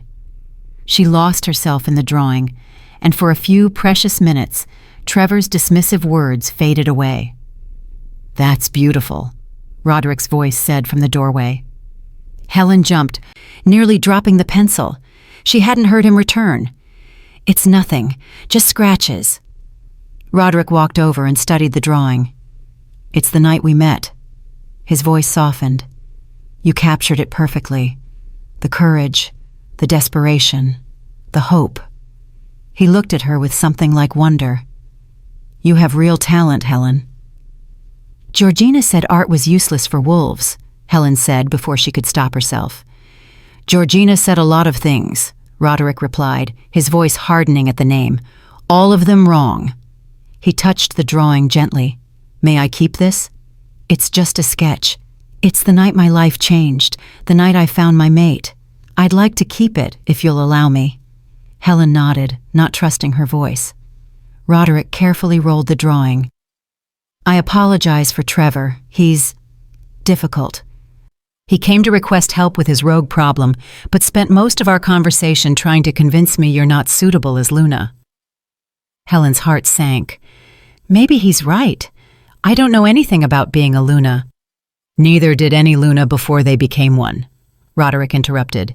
"It's a role you learn, Helen, and you have qualities that can't be taught. Compassion, courage, genuine care for those weaker than you. Those are what make a great Luna, not political maneuvering or perfect etiquette." "But what if I fail? What if I'm not strong enough?" Roderick cupped her face gently, making her meet his eyes. "Helen, you fought 3 rogues alone. You survived 5 years of abuse without breaking. You're strong enough for anything. The only question is whether you believe it." Before Helen could respond, a guard burst into the studio, breathing hard. "Alpha King, urgent news from the border. A messenger from the Crescent Moon Pack has arrived. Luna Georgina is demanding Helen's immediate return." The temperature in the room dropped. Roderick's expression turned deadly. "Demanding?" he repeated softly. "She claims Helen was taken against her will, that as Helen's guardian, she has legal right to retrieve her." The guard looked uncomfortable. "She's also threatening to file a formal complaint with the Council of Alphas." Helen felt ice flood her veins. The Council of Alphas, the governing body that oversaw disputes between packs. If Georgina filed a complaint, there would be a hearing, evidence, testimony, and Helen would have to face them all again. "She can't do that," Rex said, his voice small and scared. "Lady Helen chose to come with us. She's not going back there." Roderick's jaw was tight with barely controlled fury. "No, she's not. Helen is under my protection. Georgina has no authority here." He looked at Helen, and his voice gentled. "I won't let them take you back. I promise. But the Council can file whatever complaints they want. I'm the Alpha King, and I say you stay." His golden eyes burned with determination. "Trust me, Helen. I won't let her hurt you again." But as Helen looked at the fear on Rex's face and the fury on Roderick's, she realized something terrible. By coming here, by accepting Roderick's protection, she'd brought trouble to the one place that had shown her kindness. Georgina wasn't going to let her go peacefully, and now the Eastern Royal Pack, now Rex and Roderick, were caught in the crossfire. Helen had escaped her shed, but she'd dragged her chains with her, and Georgina Noble was very, very good at using chains to strangle hope. Chapter 7. The Challenge. The council chamber in the Eastern Royal Pack House was imposing. High ceilings, stone walls carved with the history of past Alpha Kings, and a massive table where Roderick now sat with his most trusted advisors. Helen stood near the back of the room, feeling small and out of place despite the beautiful green dress. Georgina's messenger, a wiry male named Jeff Berger, who'd always been one of her loyal followers, stood before the table, holding an official scroll bearing the Crescent Moon Pack seal. Luna Georgina Noble formally requests the return of Helen Rivers, ward of the Crescent Moon Pack, who was removed from Pack territory without proper authorization, Jeff recited in a bored tone. Furthermore, she wishes to inform the Alpha King that if Helen is not returned within 7 days, Luna Georgina will file a formal complaint with the Council of Alphas, citing Pack member abduction and illegal interference in internal Pack matters. Silence filled the chamber. Helen could feel the tension radiating off Roderick like heat from a forge. "Ward?" Roderick repeated, his voice dangerously soft. "Helen is 19 years old. She's not a child requiring guardianship." Luna Georgina assumed legal guardianship after Helen's father died, Jeff said with a slight smirk. As Helen never formally challenged that guardianship or declared herself independent, she remains under Luna Georgina's authority until she either finds a mate or reaches 21 years of age. Helen's heart sank.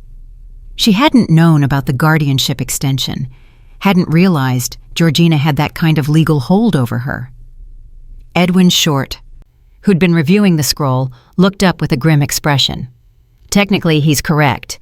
Pack law allows guardianship of unmated wolves until age 21 if the guardian can prove the ward requires protection or guidance. Helen doesn't require Georgina's protection, Roderick growled. She requires protection from Georgina. That would need to be proven in a formal hearing, Edwin said carefully.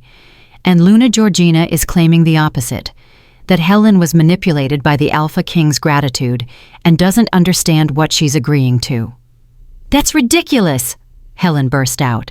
Everyone turned to look at her. She felt her face flush but forced herself to continue. I wasn't manipulated. I chose to leave. I chose to come here. Jeff's smirk widened. With respect, Miss Rivers, you were severely injured and potentially influenced by the Alpha King's blood bond when you made that choice. Luna Georgina questions whether you were in a sound state of mind. I was in a sound enough state of mind to save the Alpha King's son, Helen snapped, surprising herself with her own boldness. Roderick's expression flickered with pride, but his voice remained hard. Tell your Luna that Helen Rivers is my fated mate. That supersedes any guardianship claim. The mate bond grants Helen adult status regardless of age. The mate bond hasn't been completed, Jeff countered. Without a marking ceremony, Helen remains unmated in the eyes of pack law. Therefore, guardianship still applies. The room fell silent. Helen felt everyone's eyes on her, pitying, concerned, calculating. The incomplete mate bond was the weak point in Roderick's protection. As long as she remained unmarked, Georgina had a legal argument. There's another option, said a voice from the doorway. Everyone turned to see Alpha Trevor Carney entering the council chamber, uninvited. Roderick's expression darkened. This is a private council meeting, Trevor. That affects all Eastern territories if it goes to the Council of Alphas, Trevor said smoothly, which gives me the right to involve myself. He smiled that smile that didn't reach his eyes. Besides, I have a solution that benefits everyone. I doubt that, Roderick said flatly. Trevor ignored him and addressed the room. The issue is Helen's incomplete mate bond and her guardianship status.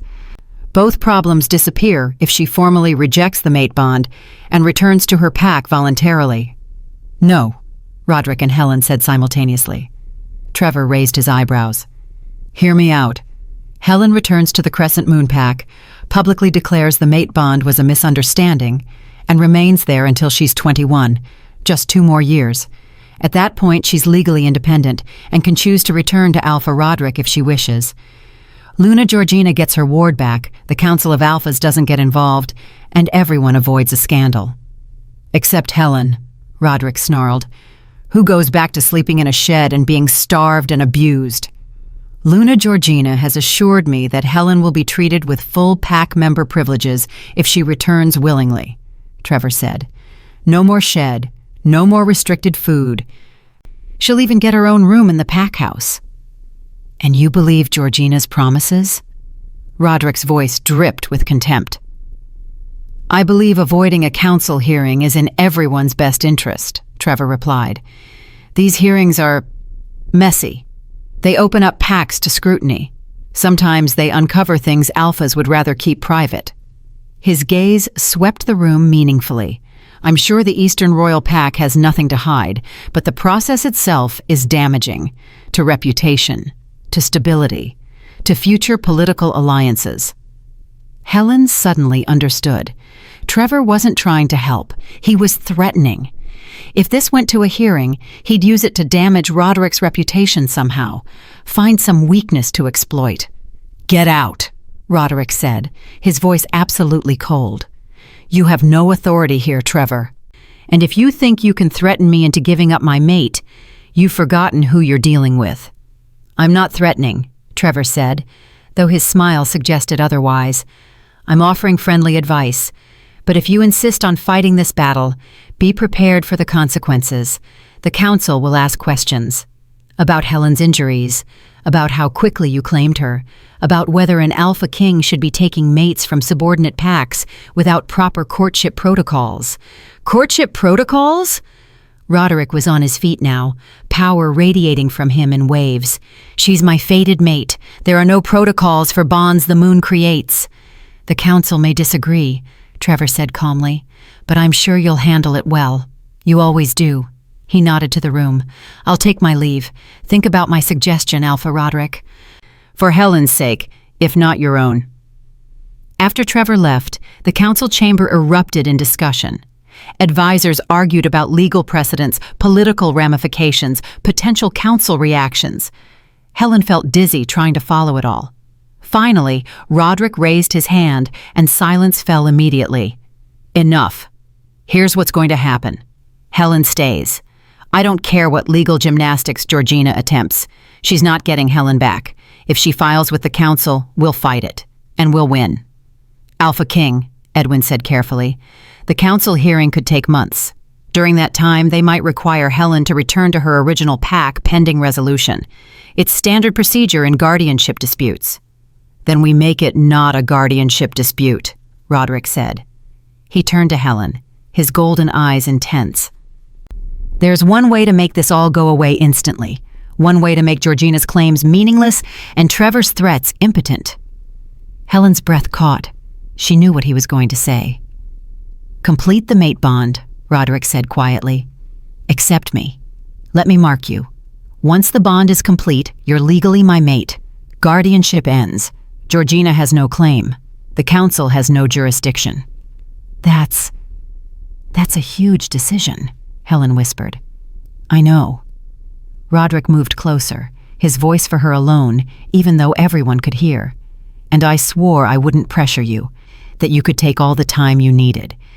But Helen, if you don't complete the bond, the council might force you back to the Crescent Moon Pack while this gets sorted out. Back to Georgina. Back to the abuse. His jaw tightened. I can't protect you from council law. Not without a completed mate bond. Helen's mind raced. She'd known Roderick for 5 days. 5 days wasn't enough time to make a life-altering decision. But 5 days had shown her more kindness than 19 years in the Crescent Moon Pack. 5 days with Roderick and Rex had felt more like home than anything she'd ever known. And the alternative was going back. Back to the shed. Back to Georgina's cruelty. Back to being worthless. Helen, Roderick said gently, I'm not asking you to love me yet. I'm asking you to trust me. Trust that I'll spend the rest of my life proving you made the right choice. Trust that you're safe with me. Trust that Rex and I want you, not because of politics or obligation, but because you're ours and we're yours. What if I'm not good enough? Helen whispered. What if I fail as Luna? What if you're everything I've been looking for? Roderick interrupted. What if you're exactly the Luna this pack needs? What if the moon knew what she was doing when she chose you? He took her hand, his touch warm and grounding. I believe in you, Helen Rivers.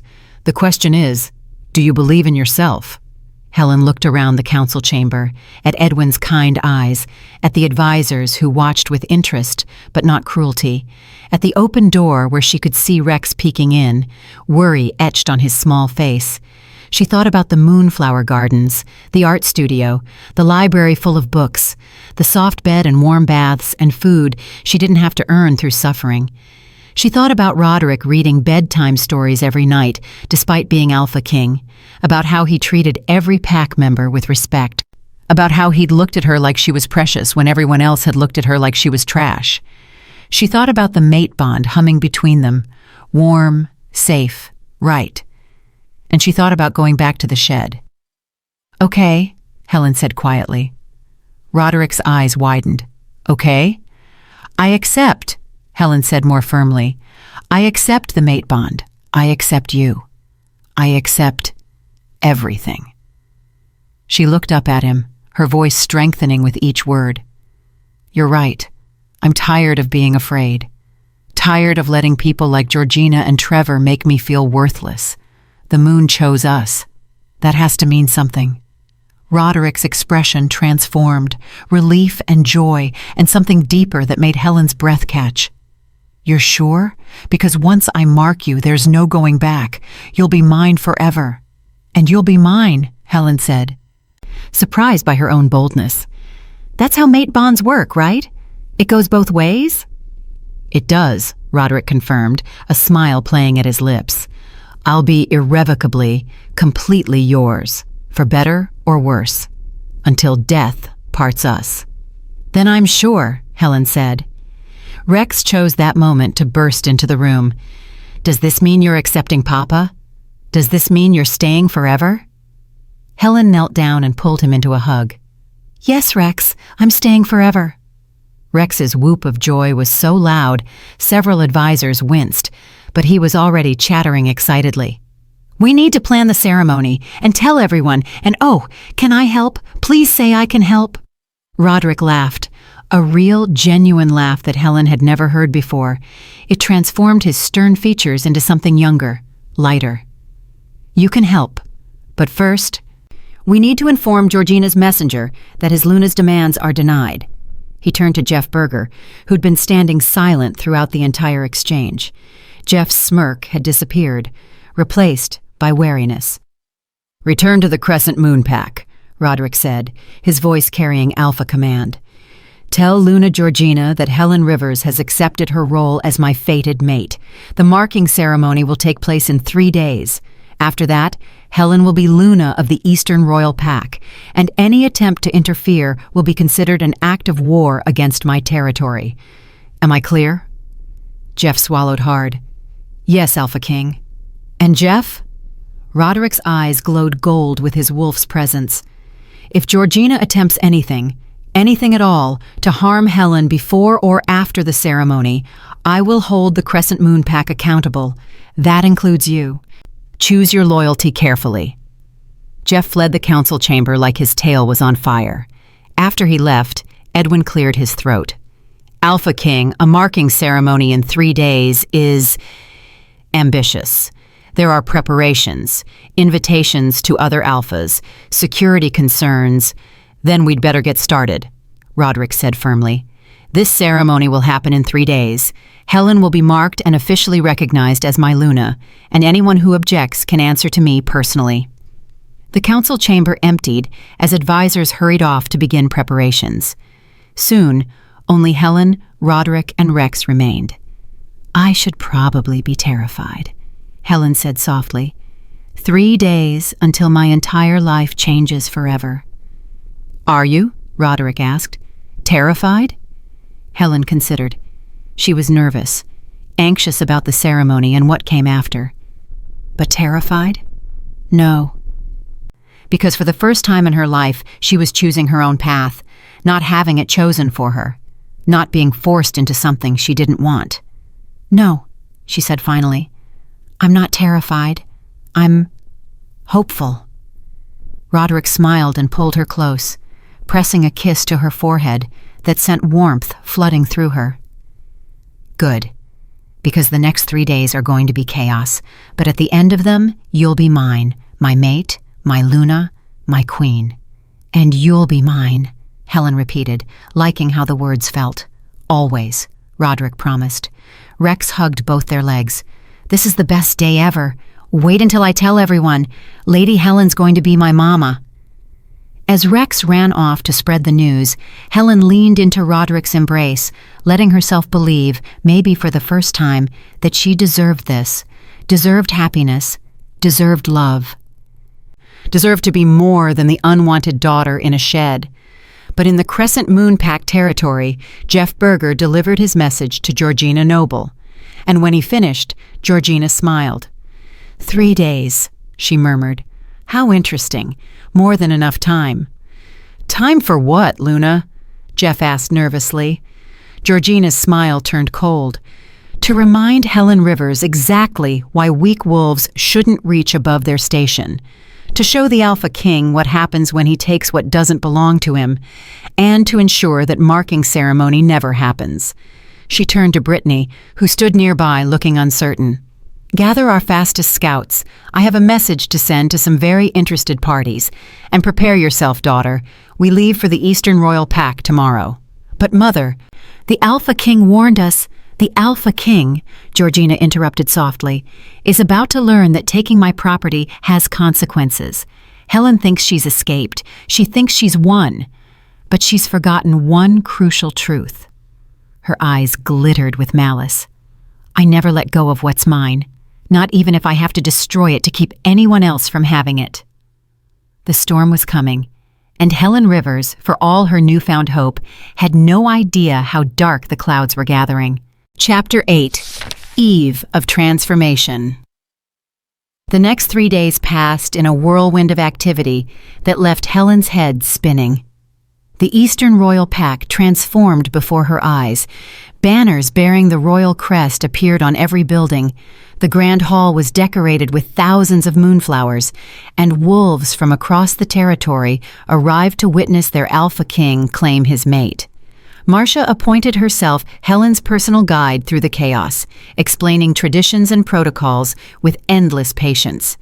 The marking ceremony has 3 parts, Marcia explained as she helped Helen try on potential ceremony dresses. First, the public declaration before the pack and visiting alphas. Second, the exchange of vows and the physical marking. Roderick will bite your neck, creating a permanent scar that shows you're mated. Third, the private completion of the bond. Helen's face heated at the implication of that last part. Marcia smiled kindly. Don't worry, dear. The Alpha King is a good male. He'll be gentle with you. And the bond completion is, well, it's powerful. It'll seal your connection permanently. I barely know him, Helen whispered, voicing the fear that had been growing as the ceremony approached. 3 days ago, I was nobody. Now I'm supposed to be Luna of the most powerful pack in the Eastern Territories? You saved his son, Marcia reminded her gently. You showed courage when it mattered most. That's what makes a Luna, Helen. Not perfect knowledge of politics or flawless etiquette. It's character, heart, the willingness to protect those who cannot protect themselves. She adjusted the silver dress Helen was trying on. This one. This is the one. Helen looked at herself in the mirror and barely recognized the wolf staring back. The dress was stunning, silver silk that caught the light like moonbeams, with delicate embroidery along the bodice and sleeves. She looked regal, beautiful, like someone who deserved to stand beside an Alpha King. I don't feel like a Luna, Helen admitted. None of us do at first, Marcia said, but you'll grow into the role, and you won't be alone. Roderick will guide you, and the pack will support you. We've been waiting for our Alpha King to find his mate for 8 years. You're an answer to prayers, Helen. Don't doubt that.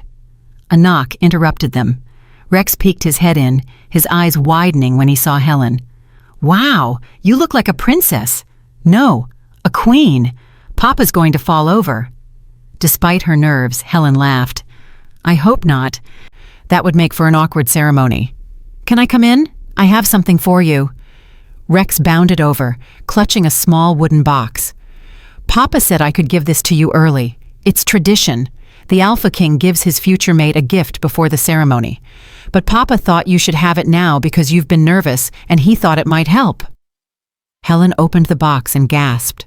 Inside was a delicate necklace, a silver wolf pendant with emerald eyes hanging from a fine chain. It was beautiful and clearly ancient. It was Papa's mother's, Rex explained, and her mother's before that. It's been passed down through the Alpha King's family for generations. Papa says every Luna has worn it, and now it's yours. Tears pricked Helen's eyes. This wasn't just jewelry. It was history, legacy, acceptance into a family she'd never thought she'd have. It's too much, Helen whispered. No, it's not, Rex insisted. You're going to be my mama. That makes you family, and family shares important things. He hugged her waist. I'm so happy you're staying, Lady Helen. I was scared you'd change your mind. Helen knelt down to his level. I'm not changing my mind, Rex, I promise. In 3 days, I'll officially be your mother. Is that okay with you? It's more than okay, it's perfect. Rex's enthusiasm was infectious. Oh, I almost forgot. Papa sent me to find you. He wants to see you in the garden. He said it's important. Helen found Roderick in the moonflower garden, standing among the silver blooms with his back to her. He wore simple black clothes, but even in casual dress, he radiated authority. When he heard her approach, he turned and his expression softened. You came, he said. Good. We need to talk. Helen's stomach nodded. That sounds ominous. Not ominous, important. Roderick gestured for her to sit on a nearby bench, and he sat beside her, close but not touching. Helen, in 2 days, you'll be my mate, my Luna, and I need to make sure you understand what that means. Marcia's been explaining the ceremony. Not the ceremony, what comes after. Roderick's golden eyes were serious. Being Luna isn't easy.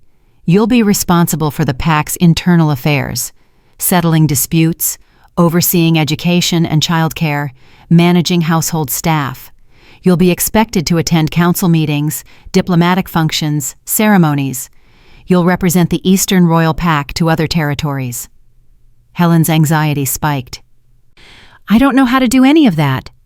I'll teach you. So will Marcia and Edwin and the other advisors. But Helen, I need you to understand, there will be wolves who doubt you, who whisper that you're not qualified, that I only chose you because of the mate bond, that you're too weak or too young or too inexperienced. His jaw tightened. They'll challenge you, test you, try to undermine you. You're trying to scare me, Helen said quietly. I'm trying to prepare you, Roderick corrected. Because when those wolves challenge you, I need you to stand firm.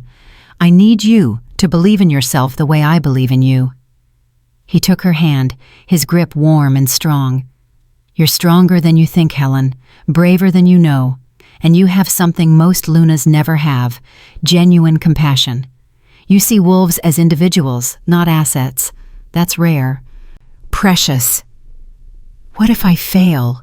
Helen whispered. What if I let you down? Let Rex down? Let the pack down?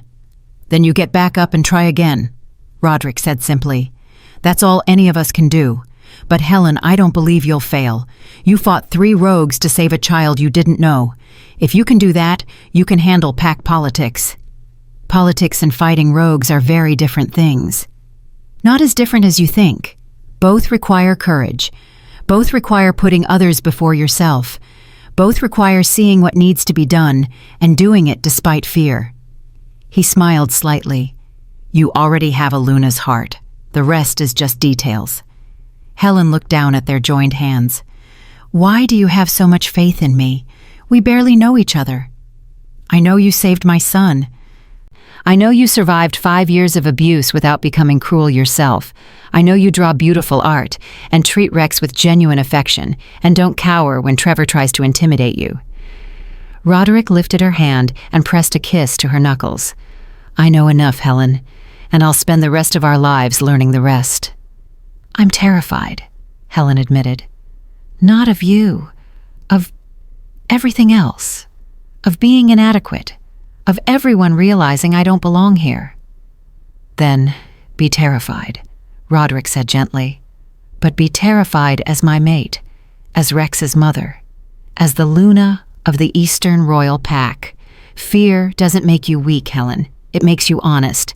And I'd rather have an honest Luna who admits her fears than a false one who pretends perfection.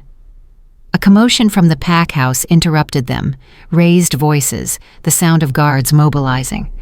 Roderick was on his feet instantly, his body tense. Edwin appeared at the garden entrance, his expression grim. Alpha King, we have visitors. Luna Georgina and her daughter have arrived at our gates, requesting an audience. They claim they're here to attend the marking ceremony as representatives of the Crescent Moon Pack. Roderick's expression turned thunderous. She has nerve showing her face here after threatening to file with the council. There's more, Edwin said reluctantly. Alpha Trevor is with them. He claims he offered to escort them as a gesture of goodwill between packs. Goodwill, Roderick repeated flatly. Trevor doesn't know the meaning of the word. He looked at Helen. You don't have to see them. I can send them away. No, Helen said, surprising herself. She stood, her legs shaking, but her voice steady. They came all this way. We should at least hear what they want. Helen? I'm not afraid of Georgina anymore, Helen said, and realized it was true. I'm not her ward. I'm not her victim. I'm your mate, your future Luna, and I won't hide from her. Roderick's expression filled with pride. Then we'll face them together. But the moment she crosses a line, I'm removing her from my territory, permanently. The reception hall was tense with anticipation when Helen and Roderick entered. Georgina stood near the center, dressed in an elegant gown that probably cost more than Helen's entire wardrobe. Brittany stood beside her mother, looking uncomfortable. Trevor leaned against a pillar, watching everything with calculating eyes. Georgina's gaze swept over Helen, and for a moment, Helen saw surprise flicker across her stepmother's face. Helen looked different now, well-fed, well-dressed, confident in a way she'd never been in the Crescent Moon Pack. "Alpha King Roderick," Georgina said, her voice dripping with false warmth. "Thank you for receiving us. When I heard about your marking ceremony, I simply had to come pay my respects. After all, Helen is my stepdaughter. Her happiness has always been my priority." The lie was so blatant, Helen almost laughed. "Your priority," Roderick repeated, his voice cold. "Is that why she slept in a shed? Why she went hungry? Why her ribs were broken during training?" Georgina's smile never wavered. "I'm afraid Helen misrepresented the situation. She's always had a tendency toward drama." "I saw her injuries," Roderick interrupted. "I smelled the malnutrition. I heard her story from multiple sources. Don't insult my intelligence by pretending otherwise." "Of course," Georgina said smoothly. "Perhaps there were misunderstandings, communication issues. I've come to make amends." She turned to Helen, and her voice took on a honeyed tone. "Helen, dear, I'm so happy for you. Truly. And I want to apologize if you felt unwelcome in our pack. That was never my intention." Helen felt Roderick tense beside her, felt his wolf pushing to the surface, ready to defend her. But she placed a hand on his arm, staying him.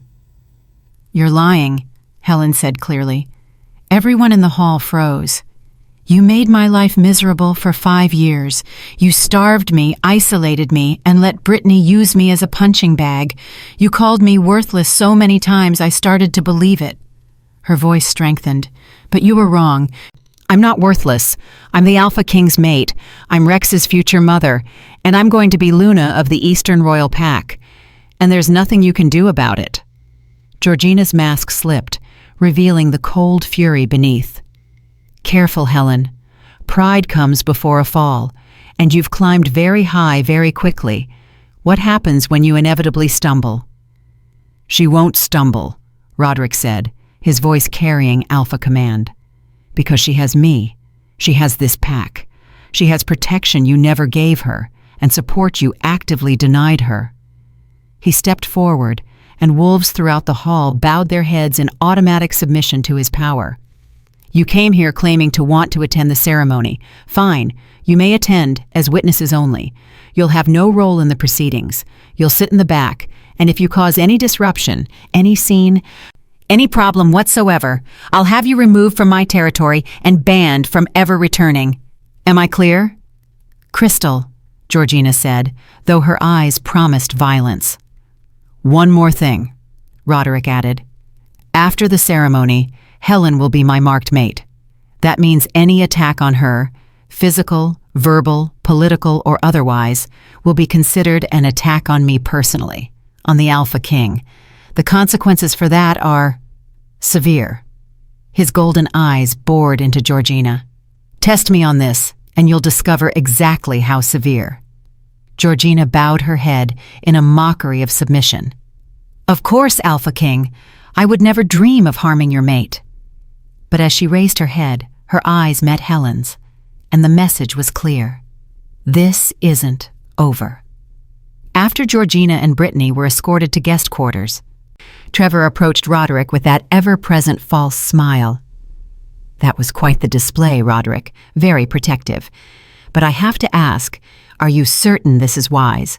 Antagonizing Luna Georgina right before your ceremony? She has connections, friends in various packs. It would be unfortunate if complications arose. Is that a threat, Trevor?" Roderick's voice was silk over steel. "An observation," Trevor said lightly. "I'm merely suggesting that diplomacy might serve you better than confrontation, for Helen's sake, of course." "Helen is my concern, not yours," Roderick said flatly.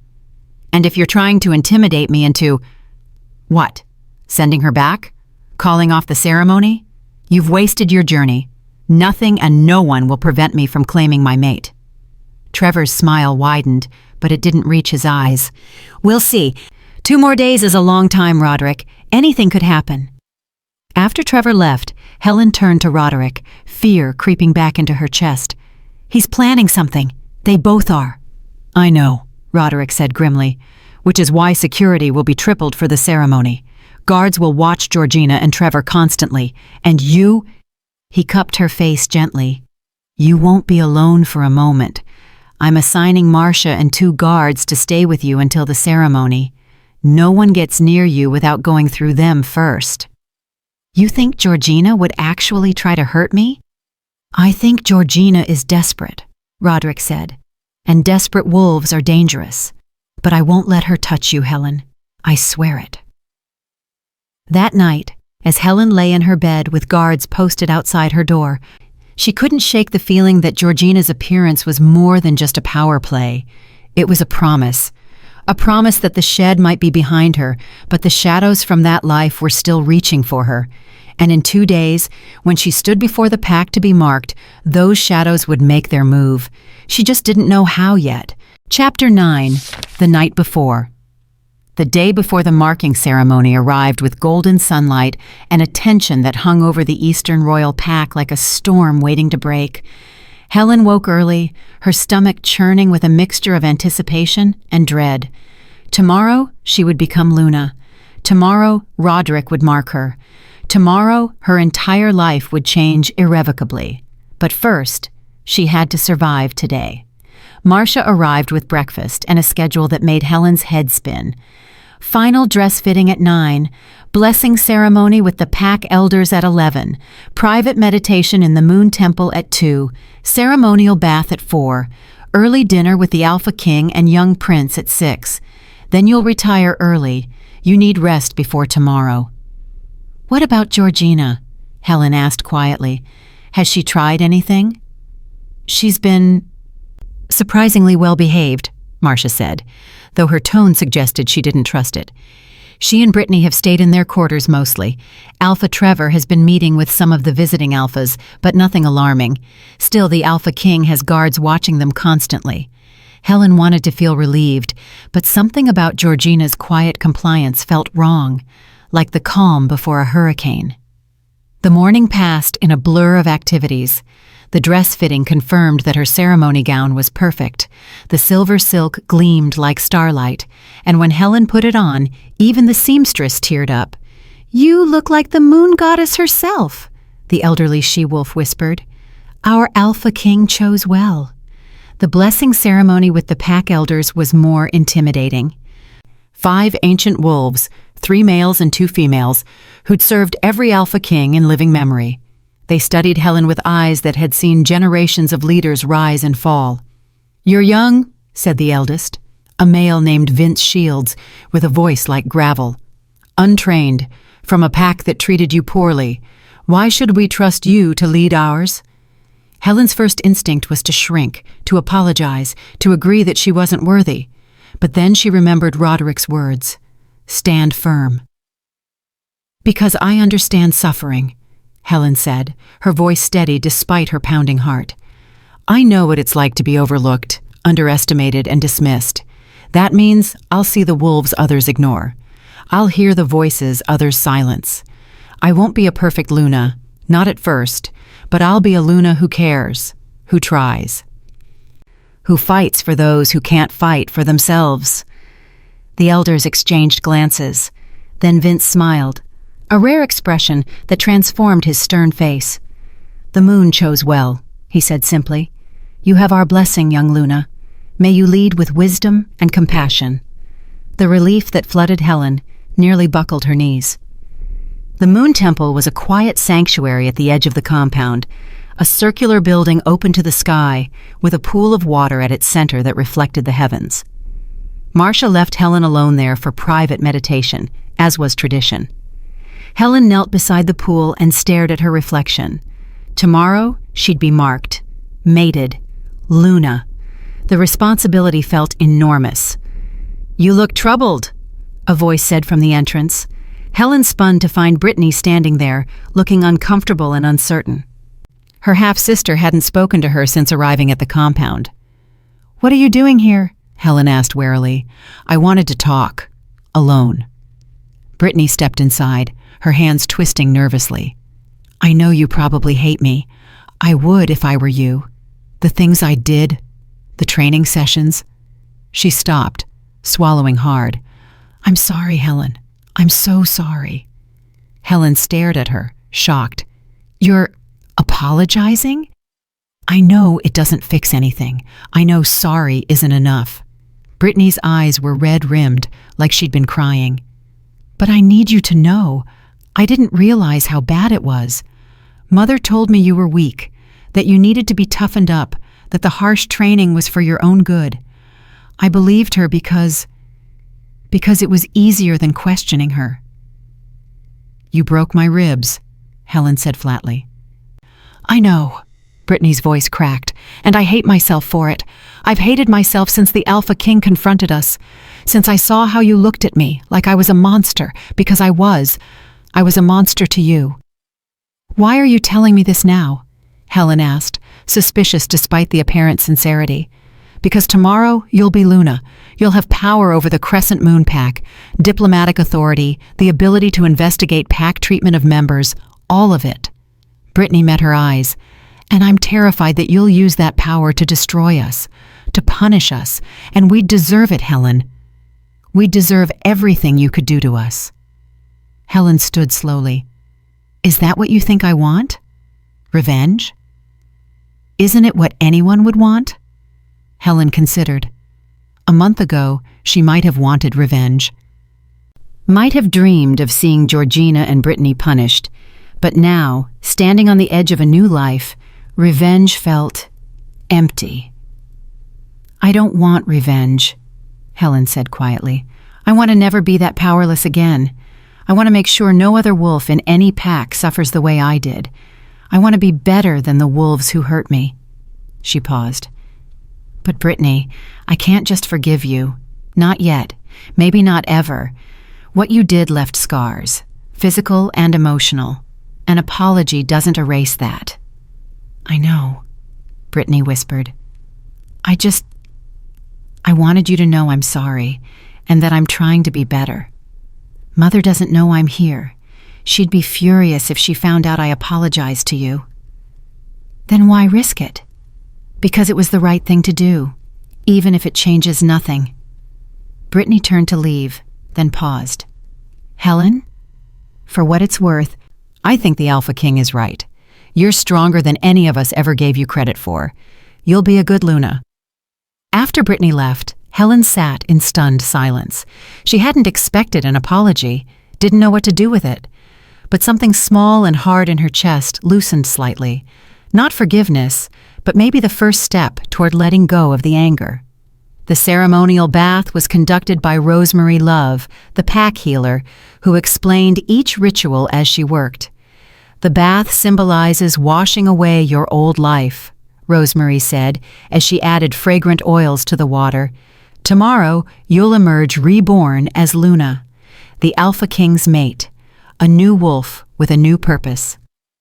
As Helen soaked in the warm water, Rosemary worked the oils into her skin and hair, humming ancient songs in a language Helen didn't recognize. You're nervous about tomorrow, Rosemary observed. It wasn't a question.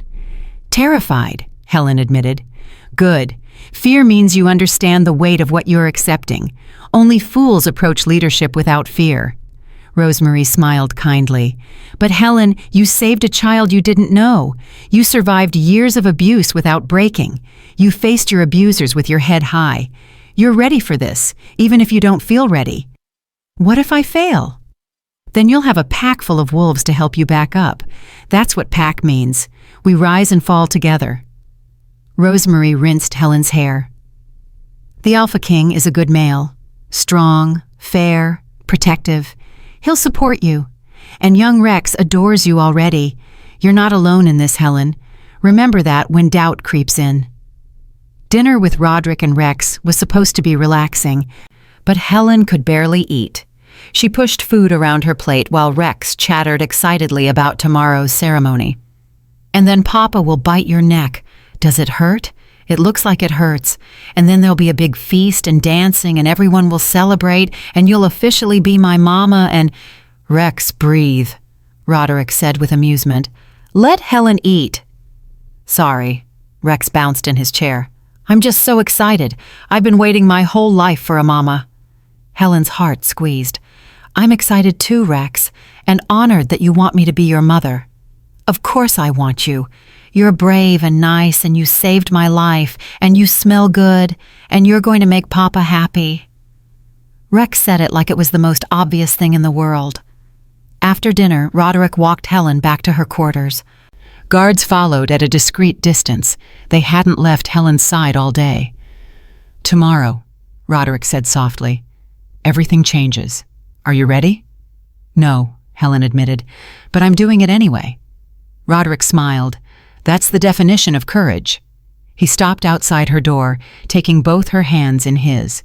"Helen, I want you to know, whatever happens tomorrow, whatever challenges come after, I'll be beside you.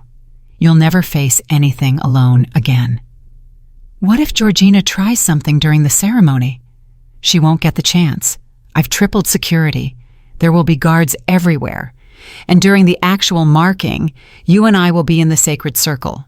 No one can enter without permission." His grip tightened reassuringly. "She can't hurt you anymore. I won't allow it." "You can't protect me from everything," Helen whispered.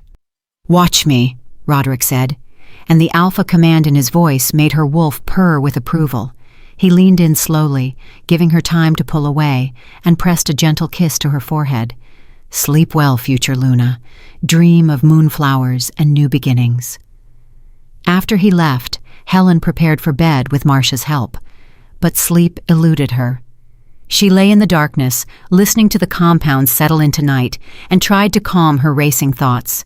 Tomorrow she'd stand before hundreds of wolves and accept Roderick as her mate. Tomorrow she'd become Luna. Tomorrow her old life would truly end, and her new one would begin. She was drifting off when a sound made her eyes snap open. Scratching at her window. Helen sat up slowly, heart pounding. Her room was on the second floor. Nothing should be at her window. She crept toward it, and her blood turned to ice. A wolf stood on the narrow ledge outside, massive, scarred, with wild eyes that glowed red in the darkness. Not a pack wolf. A rogue. The same rogue from the forest. The one she'd bitten. The one whose eyes she'd taken. He smiled at her through the glass, revealing broken teeth. Then he held up something that made Helen's stomach drop. A doll, crudely made from straw and cloth, wearing a silver dress just like Helen's ceremony gown. As Helen watched in horror, the rogue twisted the doll's head. Slowly, deliberately. The message was clear. Then he dropped from the ledge and disappeared into the night. Helen ran to the door, throwing it open. "Guards! There was a rogue at my window!" The guards burst in, weapons drawn. One went to the window while the other checked the room. But when they looked outside, the ledge was empty. No trace of the rogue. No evidence he'd ever been there except Helen's terror. "I saw him," Helen insisted. "The rogue from the forest, the one who attacked Rex. He was there. He had a doll, my ceremony dress." "We believe you," the guard said gently. "We'll alert the Alpha King immediately. Increase patrols. Search the grounds."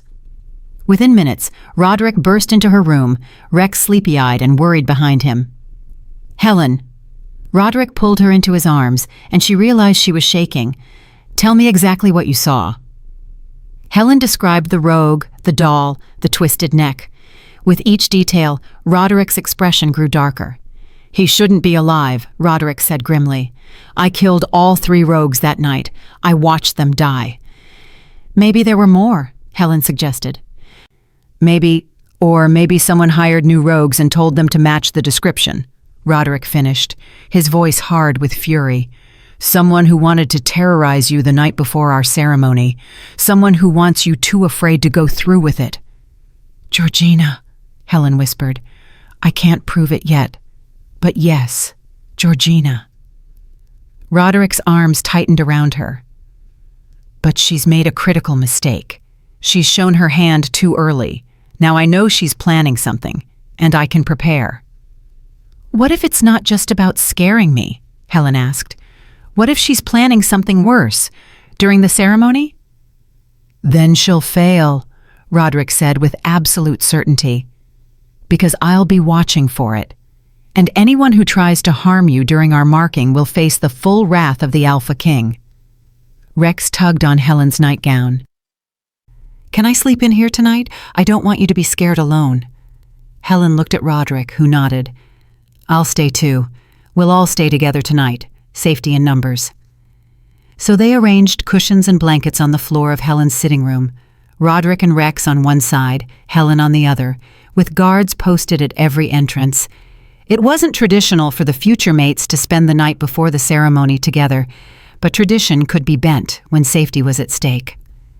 As Helen finally drifted off to sleep, sandwiched between an Alpha King who'd promised to protect her and a little boy who'd claimed her as his mother, she tried to hold on to hope. Tomorrow would be beautiful. Tomorrow would be perfect. Tomorrow, she'd become Luna. And if Georgina tried anything, she'd discover that Helen Rivers was no longer the weak wolf who could be intimidated. She was the Alpha King's mate, and she wouldn't go down without a fight. But in the guest quarters across the compound, Georgina Noble sat at her window, watching the increased guard patrols with satisfaction. "The rogue performed perfectly," she said to Trevor Carney, who lounged in a chair nearby. "Helen's terrified. She saw exactly what I wanted her to see." "Are you certain this will work?" Trevor asked. "It'll work," Georgina said confidently. "Tomorrow, during the ceremony, Helen will be so focused on potential rogue attacks that she won't see the real threat coming. And by the time she realizes what's happening, it'll be too late." "And if the Alpha King interferes?" Georgina's smile turned cruel. "He won't be able to. Not without breaking sacred ceremony laws. And Roderick Merritt is nothing if not honorable. That honor will be his weakness, and Helen's doom." She pulled out a small vial from her pocket, clear liquid that glowed faintly in the darkness. "Wolfsbane extract," she explained. "Enough to kill a normal wolf instantly, but I've modified it. This version won't kill. It'll do something much worse. It'll break the mate bond. Permanently." Trevor's eyes widened. That's forbidden magic. The kind that gets you executed." "Only if I'm caught," Georgina said. "And I won't be, because no one will suspect that the wine served during the ceremony toast has been tampered with. One sip, and Helen's bond with Roderick will shatter. She'll feel nothing for him. He'll feel the rejection like death, and in his devastation, he'll send her away. Back where she belongs." "What if she doesn't drink it?"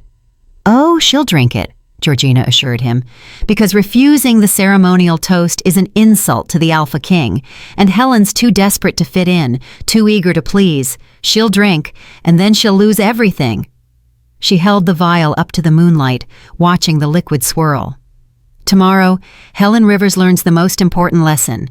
You can't escape your past.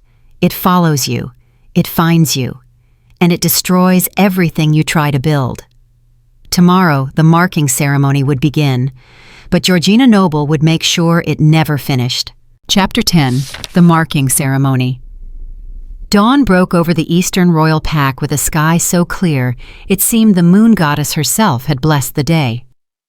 Helen woke to find Rex curled against her side and Roderick already awake, watching them both with an expression so tender it made her chest ache.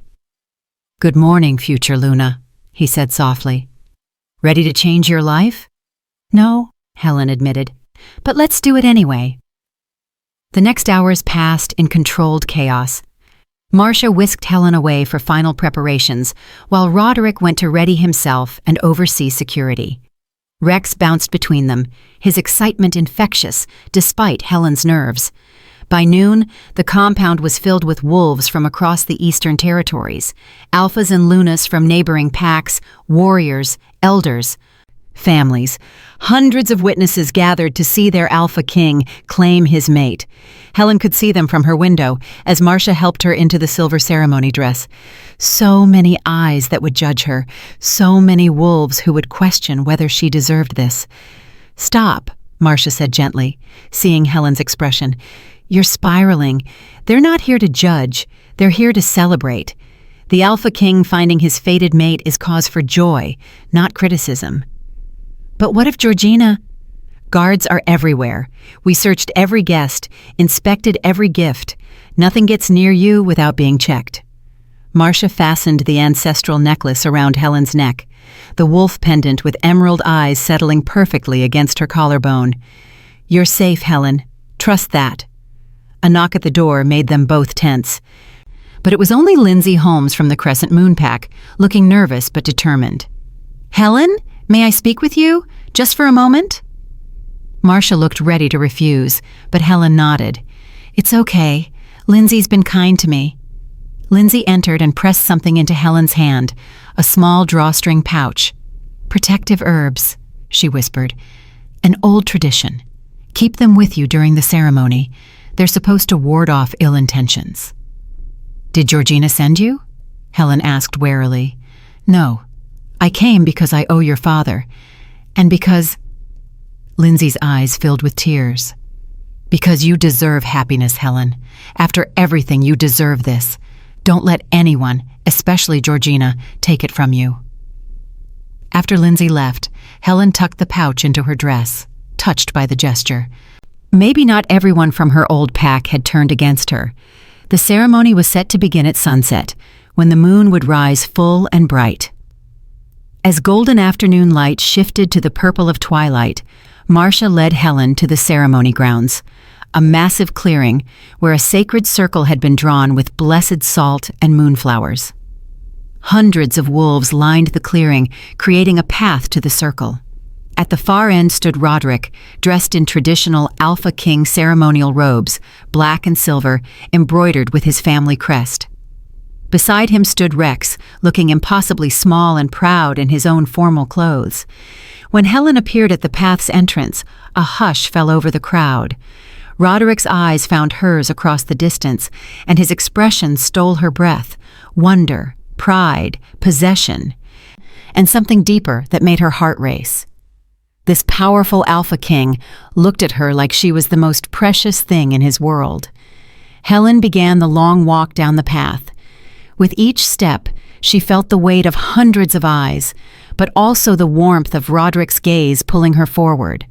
She passed familiar faces, Edwin, Rosemarie, the pack elders who'd blessed her. She passed Georgina and Brittany, seated far to the side. Georgina's expression was carefully neutral, but her eyes promised violence. Helen lifted her chin and kept walking. Finally, she reached the sacred circle. Roderick extended his hand, and when Helen took it, sparks of recognition shot up her arm. The mate bond, recognizing that completion was near. "You're beautiful," Roderick murmured, "absolutely radiant."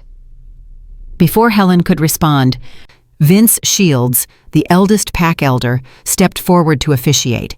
His voice carried across the clearing, amplified by the power of the sacred ground. "We gather under the moon's eye to witness the joining of two souls chosen by the goddess herself, Alpha King Roderick Merritt and Helen Rivers. Step forward into the sacred circle." They stepped inside together, and Helen felt the circle's power activate, a warm barrier that separated them from everyone else. Here, it was just the two of them and the moon above. Roderick Merritt, Alpha King of the Eastern Royal Pack, ruler of 5 territories, protector of the realm, do you accept this she-wolf as your fated mate?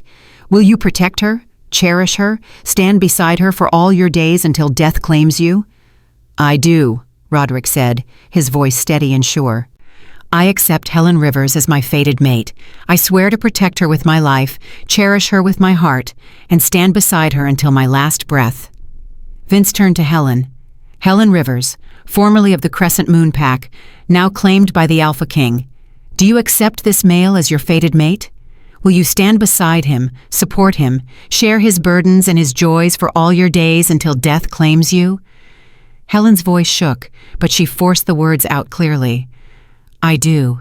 I accept Roderick Merritt as my fated mate. I swear to stand beside him, support him, and share in all that comes until my last breath. Then by the power vested in me by the moon goddess herself, I declare these two wolves bonded. Alpha King, claim your mate." Roderick pulled Helen close, his hand sliding into her hair, tilting her head to expose her neck. Helen's heart hammered as she felt his breath against her skin. "This will hurt," he whispered, "but only for a moment. Then you'll feel everything, our bond, complete and unbreakable. Are you ready?" "Yes," Helen breathed. Roderick's teeth sank into the junction of her neck and shoulder. Pain exploded through Helen, sharp and burning and overwhelming. But then it transformed into something else. Warmth flooded through her body, originating from the bite and spreading like wildfire through her veins. The mate bond, dormant until now, roared to life with such intensity that Helen gasped.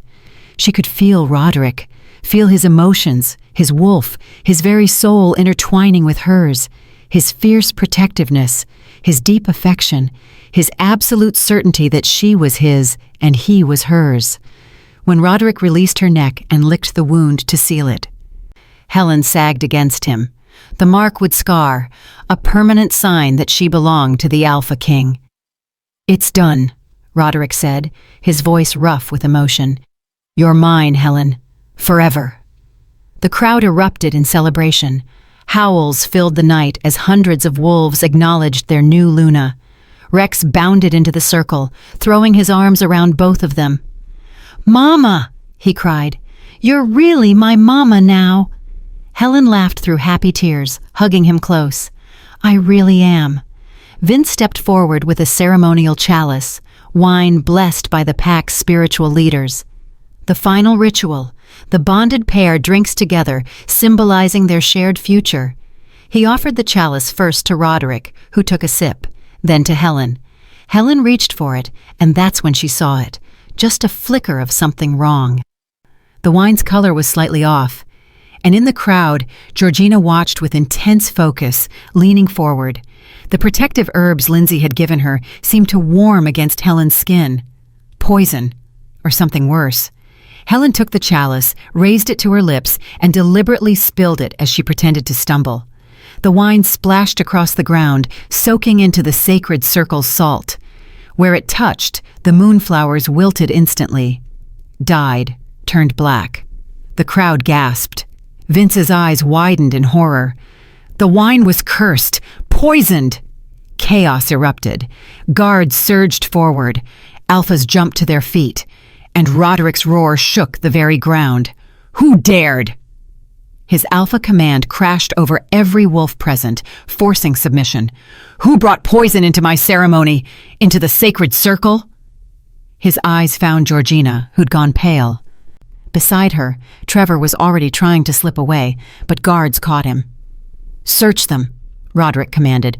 "Search everyone who had access to the ceremony preparations. Find who did this." But Helen had already seen the truth in Georgina's expression, the shock that her plan had failed, quickly replaced by calculation. Georgina hadn't expected Helen to refuse the chalice, hadn't expected her to be clever enough to notice. Guards found the vial in Georgina's quarters within minutes, the modified wolfsbane that would have shattered the mate bond. Roderick's fury was a living thing. "You tried to destroy our bond during a sacred ceremony on blessed ground." Each word fell like a death sentence. "That's not just attempted murder. It's blasphemy against the moon goddess herself."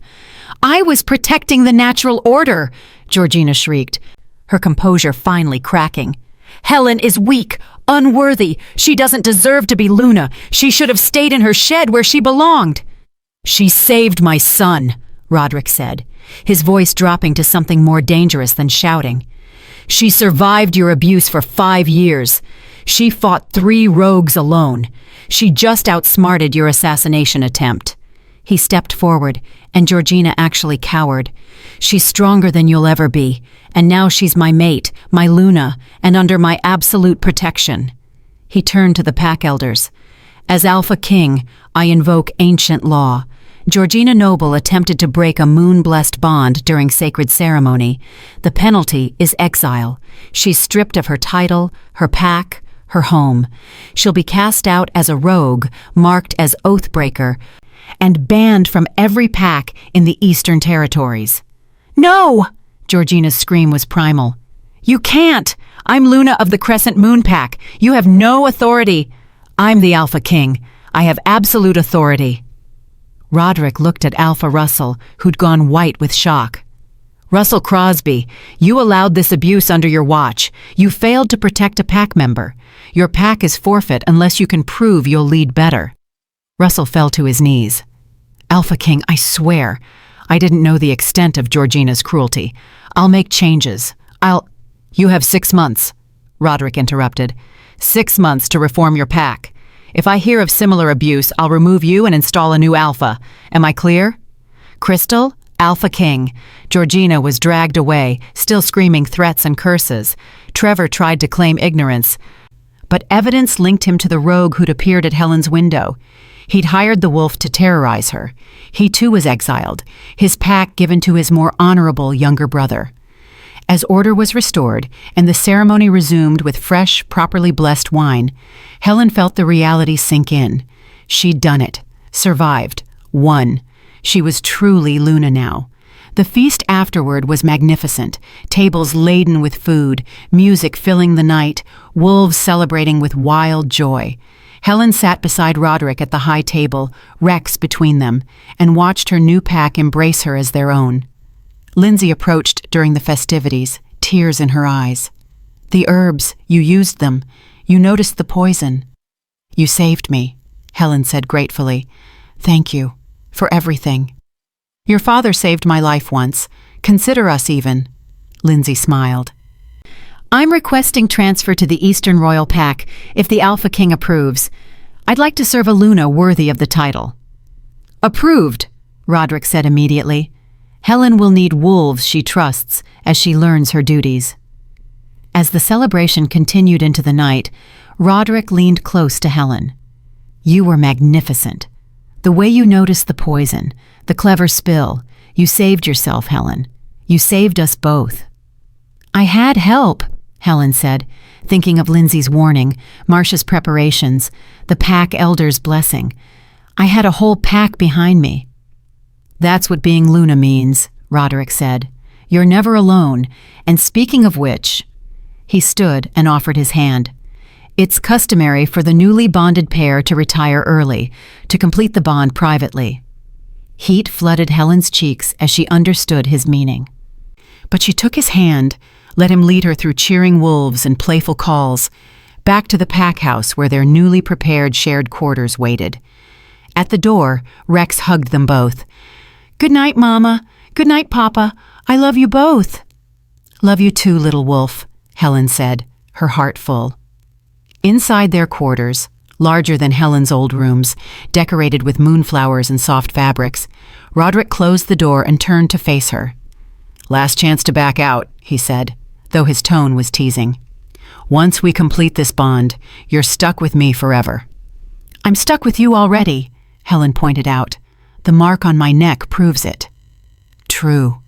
Roderick moved closer, his hands framing her face gently. But this is different. This is intimate. If you're not ready... Helen kissed him. It was clumsy and unpracticed, but it silenced his doubts. When she pulled back, she saw his eyes glowing gold with his wolf's approval. I'm ready, she said. I'm ready to be yours completely, and for you to be mine. Then come here, my Luna, Roderick murmured. Let me show you what it means to be cherished.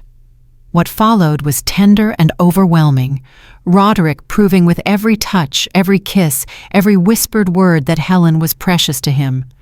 The bond completion was powerful, sealing their souls together so completely that Helen could no longer tell where she ended and Roderick began. Afterward, wrapped in his arms with moonlight streaming through windows and the bond humming contentedly between them, Helen finally understood what home felt like. Not a place, not a pack, but this, being held by someone who valued her, protected her, loved her. What are you thinking? Roderick asked, trailing fingers through her hair. That I'm the luckiest wolf alive, Helen admitted. 3 weeks ago, I was sleeping in a shed. Tonight, I'm Luna of the Eastern Royal Pack, mated to the Alpha King and mother to the sweetest cub in existence. He is pretty great, Roderick agreed with a smile. But Helen, you need to understand something. I'm the lucky one. The moon gave me a mate who's brave and compassionate and clever enough to outsmart assassination attempts. A mate who loves my son like he's her own. A mate who sees past power and title to the male beneath. He kissed her forehead. You saved more than Rex's life that night in the forest. You saved mine too. You just didn't know it yet. Helen snuggled closer, letting contentment wash over her. So what happens now? Now that I'm officially Luna? Now you learn, you lead. You make mistakes and grow from them. You help me rule 5 territories with wisdom and compassion. Roderick's voice softened. And you let yourself be happy, Helen. Let yourself believe you deserve all of this, because you do. I'm working on it, Helen murmured, already drifting toward sleep. Work faster, Roderick teased. I don't have time to constantly reassure my Luna of her worth. I'll be too busy being completely devoted to her. Helen smiled against his chest. I can live with that. As sleep claimed them both, the moon shone bright through the windows, the goddess's blessing on a bond that had started in blood and desperation, but had transformed into something beautiful.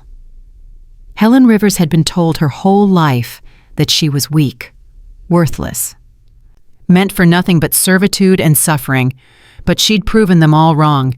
She'd saved a prince, won an Alpha King's heart, survived assassination, and claimed her place as Luna of the most powerful pack in the Eastern Territories. Not bad for a wolf who used to sleep in a shed. Epilogue. 6 months later. Helen stood on the balcony overlooking the Eastern Royal Pack compound, watching Rex play with other cubs in the training yard below. 6 months as Luna, and she still sometimes woke up expecting to find herself back in that shed, the whole thing a dream. But then Roderick would pull her close, or Rex would call her Mama, or a pack member would bow respectfully, and she'd remember, this was real. This was her life now. Luna Helen? Edwin appeared at her elbow. The representatives from the Crescent Moon Pack have arrived for their 6-month evaluation. Helen's stomach clenched, but she nodded. Show them to the council chamber. I'll meet them there. Alpha Russell looked older, more tired than Helen remembered. But beside him stood a new beta, a capable she-wolf named Deborah Roberts who'd implemented sweeping reforms in the pack. Luna Helen, Russell said, bowing deeply, thank you for receiving us. I've brought proof of the changes you and the Alpha King demanded.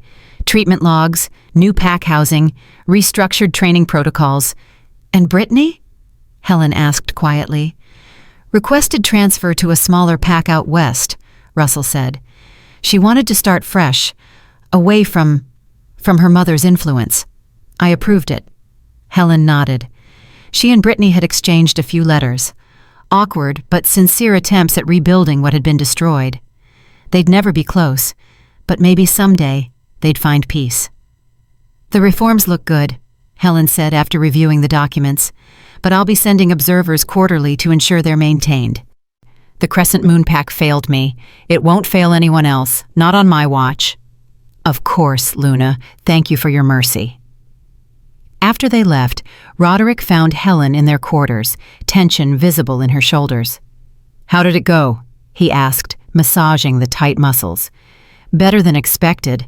Russell seems genuinely changed, or at least genuinely scared of losing his pack.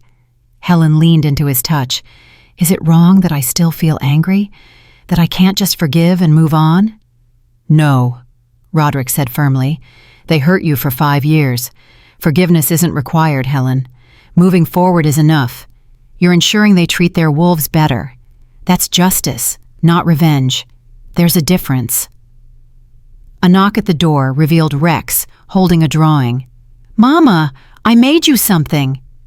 The picture showed 3 wolves, one large and black, one medium and brown, one small and also black, standing together under a full moon. A family. It's us, Rex explained proudly. Our family.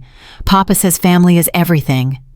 Helen pulled him into a hug, tears pricking her eyes. It's perfect, Rex, just like you. And you're perfect too, Mama, Rex said seriously. "Papa says so all the time. He says you're the best thing that ever happened to us." "Rex," Roderick said, amused. "I say that privately." "But it's true," Rex protested. "Why shouldn't everyone know?" As Helen laughed and Roderick rolled his eyes fondly, and Rex begged to be allowed to stay up late for the council dinner, Helen felt the last piece of her broken heart click into place. She'd gone from unwanted daughter to cherished mate, from shed dweller to Luna, from worthless to worthy. And she'd learned the most important lesson of all. Strength wasn't about never being hurt. It was about surviving the hurt and building something beautiful from the ruins. Helen Rivers had survived, had thrived, had claimed her place in the world through courage and compassion and sheer stubborn refusal to give up. And she was only just beginning.